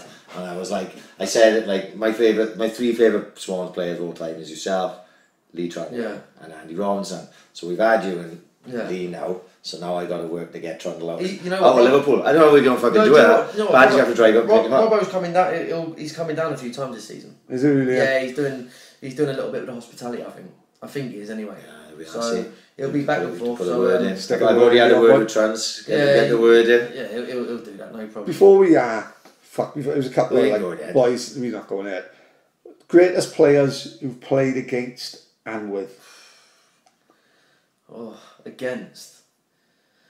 Oh, I don't know. You know. Whether it be your position or in recent years, I'd probably say like. Do you know Hazard's? Really? Hazard's brilliant. He's a brilliant player. Hazard, do you know Gareth Bale was brilliant? That season, my God, like he was absolutely unbelievable. It's hard to pick one because David Silva's another one. Like he's so good. Like he's a bit not underrated, but he's not someone who would come to the front of people's minds straight away. And say David Silva, but when you play against them, you realise. Some players you might watch and you don't realise until you play against them. You're like, oh my God, like I can't get even near this guy at all. But in recent years, probably Hazard's been great. Like. What about like the Gerrards and Lampards? And they more battles, are they? Gerrard and Lampards are a little bit. When I played against them, they was a little bit towards the end of their career. Yeah. A little bit, like they probably weren't in their pomp. Yeah. Like previous years, but Lampard was a bit more cheater. he'd arrive I'm not saying he wouldn't get involved in the game as much. Different type of player. Whereas Gerrard would be getting the ball, he'd be a bit more ping it 60. I mean, Gerrard's technique was like another one was Suarez as well. That year when Liverpool nearly won the league, Suarez was like frightening, like Coutinho. Yeah. But Gerrard's passing when you play against him, and he just effortlessly launching it across the pitch. Oh my God, like 70 yards, bang, pinging the ball. Athlete can get up and down. He's a great player. Like playing with is. Do you know what I always love playing with Ash? Really? Do you know what? I don't know why. Like, he was just so consistent, Ash, man. Like he was always. I had a good relationship with him playing just in front of him, like, and I always knew when Ash played, we just so much better team, like, you know. So that year, it was him and Corker. Yeah. They were fucking unbelievable. Yeah. Like, you can give Corker shit from in Cardiff if you want, but that season, fucking. No, him and Corks were like they were fucking like unreal. Corks were athletic, weren't he? Really strong, quick. Brilliant. Brilliant. Me and Joe just got on so well on the pitch, click. Just click. Like some players just click with, like, and me and Joe, I'd go to get the ball off the defender. Maybe I was marked to look at Joe. I'd run out, and then Joe would come in to get the ball. My man would come with me, and then Joe. Yeah. We just had a great understanding, like, you know. And maybe I'm a bit biased because I remember I used to pick him up from his digs in Dunvant as a 16-year-old, and then he'd come in the first team and trying to help him, and you know, playing the same position, like, you know. And then when he eventually coming together in the first team, and then having that understanding, you know. I mean, it's hard, isn't it? There's so many lads that I could... Yeah. And he played in fucking greatest ever era as well, didn't he? For the Swans, like, for the Swans, I mean, so lucky, you know, like in the 80s, we only had like a season or two. Yeah. Whereas we have... We've been fucking spoiled, like 7 seasons. Yeah, 7 years in the top, like... This is how I can't handle, like... I know we all, as fans, we all get upset and all that, we take it personal, but... Fucking 7... If you would have said that first season, we've got to have 7 years. And win the League Cup.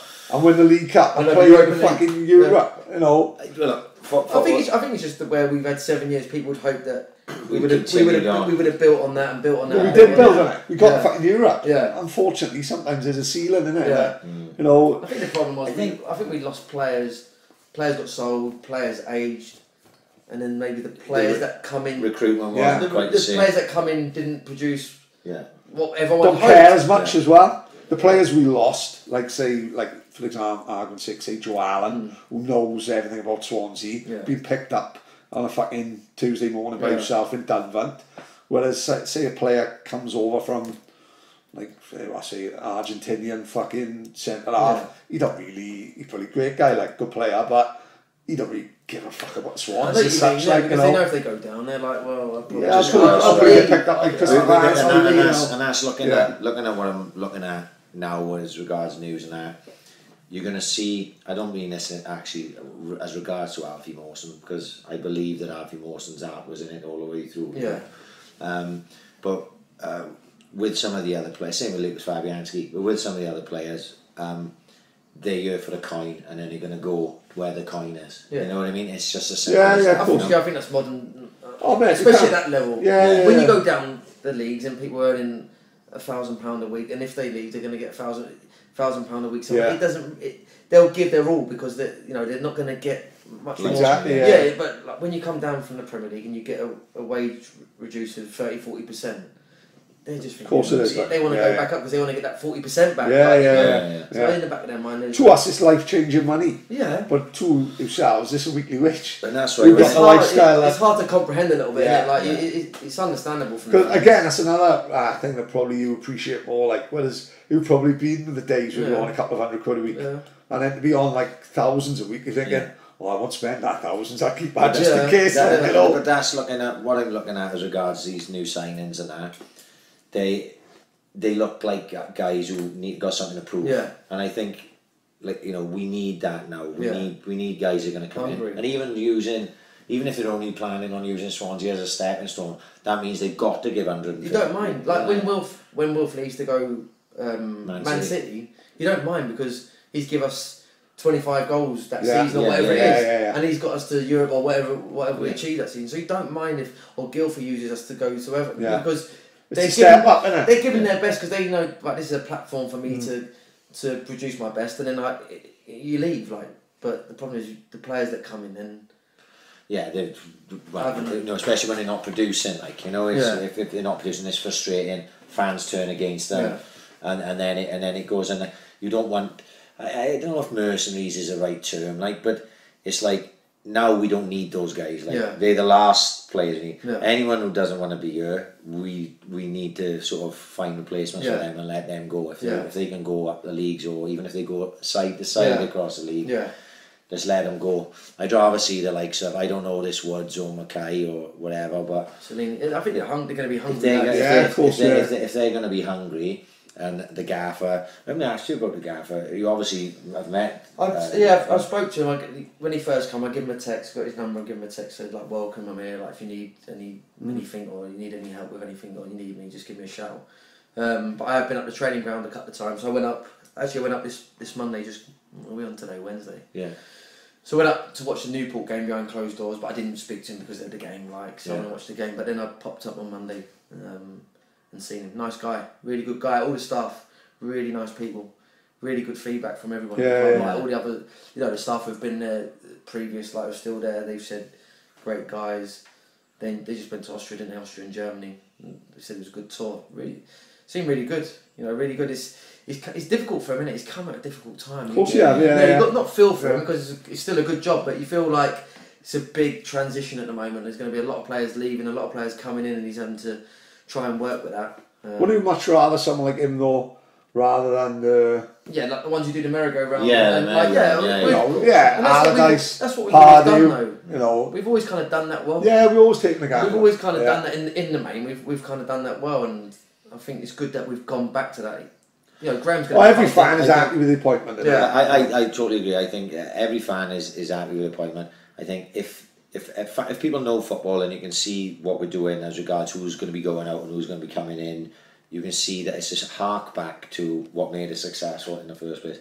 If the team have got direction, even if we're not playing that well, if we're not getting the results, if you've got direction, the fans will get behind you. I think the last 3 years, why the fans have been so frustrated is there was no direction. And we've always had that. Stagnant, we've always had that in the last 10, 12 years before that. Like, we've always had a direction where we knew where we was going, and they could see what we was doing. See what we're trying to play. And if I think the last 3 seasons, especially the last 2 seasons, it's like, have they got a game plan? That's where it always felt. It was like maybe when Paul Clement came in, it was a bit different because he showed up the defence, he played a certain way, you could appreciate it. It didn't quite go the same way then, that early part of that second season.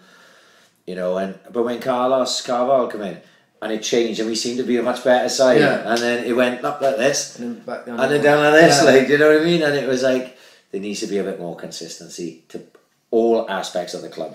And if it means Graham Potter going to need 2 seasons, you've got to you can't give him 16 games. You can't give him 3 months and then he gets a sack. Not in this league. Not in this league, because it's probably the more competitive league than the Premier League. Saturday, the more Tuesday, quality. Saturday, Tuesday. Especially in the winter months, you're going away to Preston's on a Tuesday night, and you're playing at home against Bolton, and you're away again on a Tuesday, Blackburn or wherever it may be. It's our league, it's a really tough league. It's going to be our league, and we're going to need. But even if this first year is just a settling in, I'd be more than happy to finish mid-table. Yeah, I think most fans. I think most fans will take mid-table with us getting back to a style of football and an identity and a philosophy where everyone can see what we're trying to do, and you go, right, we finished mid-table. Crazy thing with this league, who win 10 on the spin, who fucking flies up the playoffs. Yeah. That's a great thing. That's a great thing with this league. You can have an average season, be and still be there, mid-table or just below, and be there, and you can have a great run the last 10 games, all of a sudden bump you in the playoffs. So you always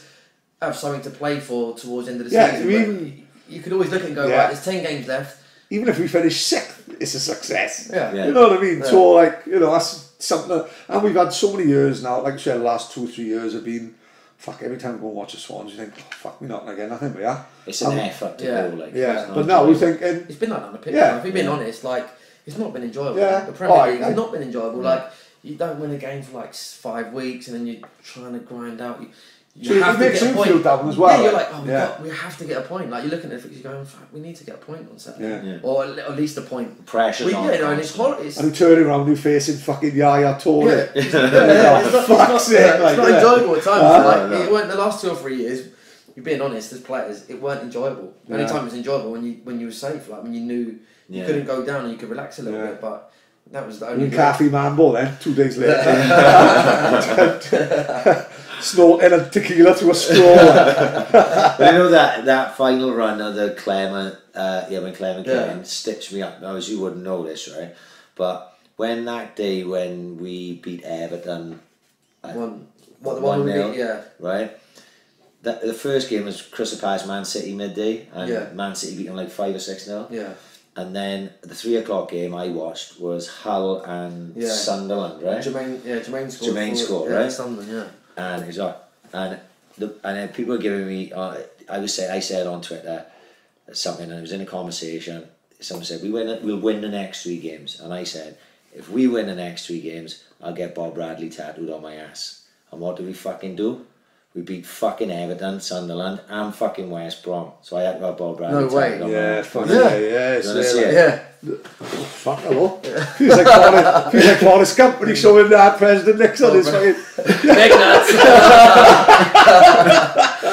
So when we was in Vendor on my stag do, because fucking that site gets retweeted everywhere. That's actually you can't forget once you say that once it's out there, it's out there, isn't it? Right. So that was even before we started this podcast. So less people knew me then than know me now, and it gets retweeted. We beat fucking Sunderland.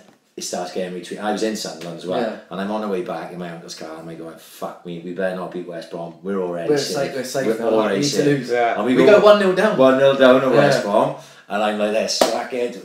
They're never going to freaking beat these 2-1. Fernando scores the winner, I think, didn't he? Fernando scored the winner, didn't he? My phone went fucking nuts. People were walking past me in East Stand and know me and know what was going on. Fucking tattoo on your ass, Prince, like that, giving me shit. So one long after, and we was going on my stag do. So we were in Tiki Beach on a Saturday. We was fucking all up to you, and they got the tattoo place next door. Yeah. So it was like, get in there. Everyone chipped in.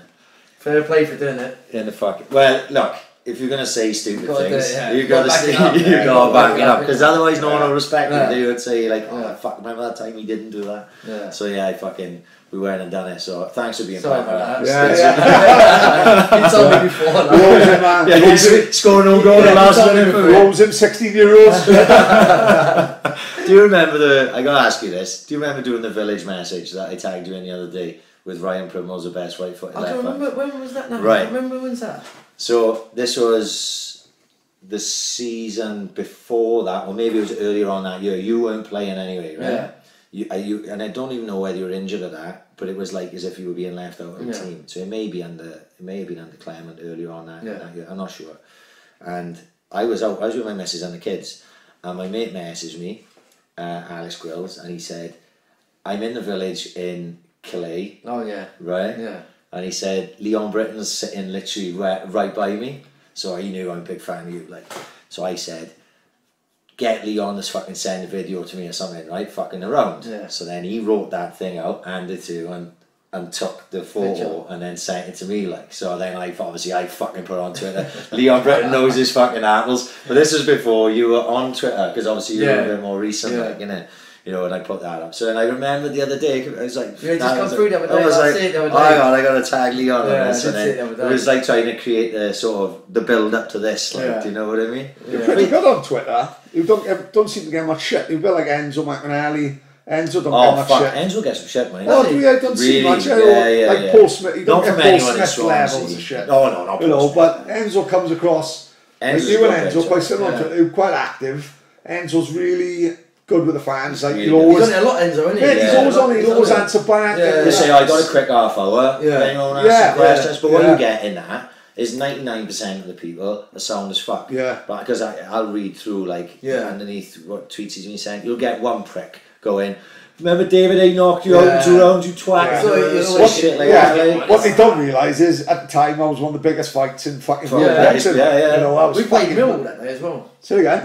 We lost the Mill that day. Really? Because I remember David A said in his interview after the game, after the fight. Because he's Bermondsey boy, isn't he? Yeah, of course he is. Mill done Swans today, and I done Swans in the evening. We were out that night, weren't we? Yeah, on my Cobley got run over. It was my birthday. Was it a home game or away game? I know. I don't know. We definitely because we had been out all day, so it was a very good chance. Cobley got I'll make Cobley got like a party trick. He'll hoover up his cock, right? And it was a Dyson in the storeroom in the Mex, like, so we're in the middle of watching this fight, and Cobley always gets naked everywhere, like, so he ends up naked in the fucking... You've all got one, mate, like that. Ends up probably fucking tatey, is it, with them, fucking ginger boobs everywhere, like, so Cobley gets naked. I'll make Gibby got the fucking Mex, pulls out the Dyson, and the noise that the fucking Hoover makes when it sucks up someone's fucking willy is crazy, like, so it'll be on like that. It would be like, and when Colby sticks his dick and he goes like, that's the noise it makes, right? And he fucking, within half hour, 1 minute he got his fucking cock in a Dyson, next he run over the road, like streaked, you know, like Will Ferrell in Old School. And then we're going streaking, and he got it by him again. And then in the hospital, he fucking broke his back. We just went down the railway, we did. They shut the Mex then, thinking we'd all go up the hospital with Cobley, we all went down the railway. Before climbed up, and said, have we got the boxing on? Yeah, come down. I tell Cobley we'll go and visit him tomorrow. We did genuinely. Just fuck off down the railway. We were all in it together. Leon, thanks for coming, mate. Hey, no problem, thanks. I hope we've had a good time. We've had a fucking great time. They always say, don't meet the heroes and shit like that. I wouldn't say. The way we've been is exactly, like, we don't know each other, like, but the way we've been is exactly the way I thought I expected it to be. The only thing I fucking, who got kids who'll know who who reminds me of, 100% who remind me of Fix It Felix. Right? Oh, who's that? Fix It Felix from Wreck-It Ralph. I've seen Wreck-It Ralph. I've seen Wreck-It Ralph. I've seen Wreck-It It reminds me of Fix It Felix. I've seen Wreck-It Ralph. I've seen it. Fix It Felix is a nice guy. He's such a fucking nice, pleasant guy. Too nice for his own good. Too nice for his own good. To anything, well, people... Trundle, the cunt, is like Wreck-It Ralph, isn't he? Everyone fucking knows who Wreck-It Ralph is. He's up to no good all the fucking time, smashing the houses up. Fix It Felix is a fucking nice fucking. You're going to have to watch Wreck-It Ralph now. What a fucking film. I watched that last week with the girls. I tell you what I watched this week, I haven't watched it for a while, on Netflix, flicking through, The Wolf of Wall Street. Brilliant. Yeah, what a film. God, what a film. Fucking hell. Reminds me of a lot of trips we've been on. Oh, mate, yeah, it might be Tuesday morning, and then like next. I told it, you know, this time when I watched it, fucking seen his old man when he's on the phone, like he's in the middle of Equalizer. Reminds me of my father. I mean, who the fuck phones during Equalizer? Hello, who is it? Yes, lovely to meet you. I'll sort it out in a week. What a fucking twat! Who phones in the middle of fucking Equalizer? Fucking brilliant film. Fucking class, mate. And on that note, Leon, just want to thank you again, mate. It's been an absolute pleasure. Brilliant. And really appreciate it. We've gone a while, mate. Yeah. That's been good. Enjoy it. Thank you, Leon. We are out. Until next time. I don't know who's going to be unlucky enough to go on fucking next week. McDonald and Jim McDonald from Coronation Street. What a parent.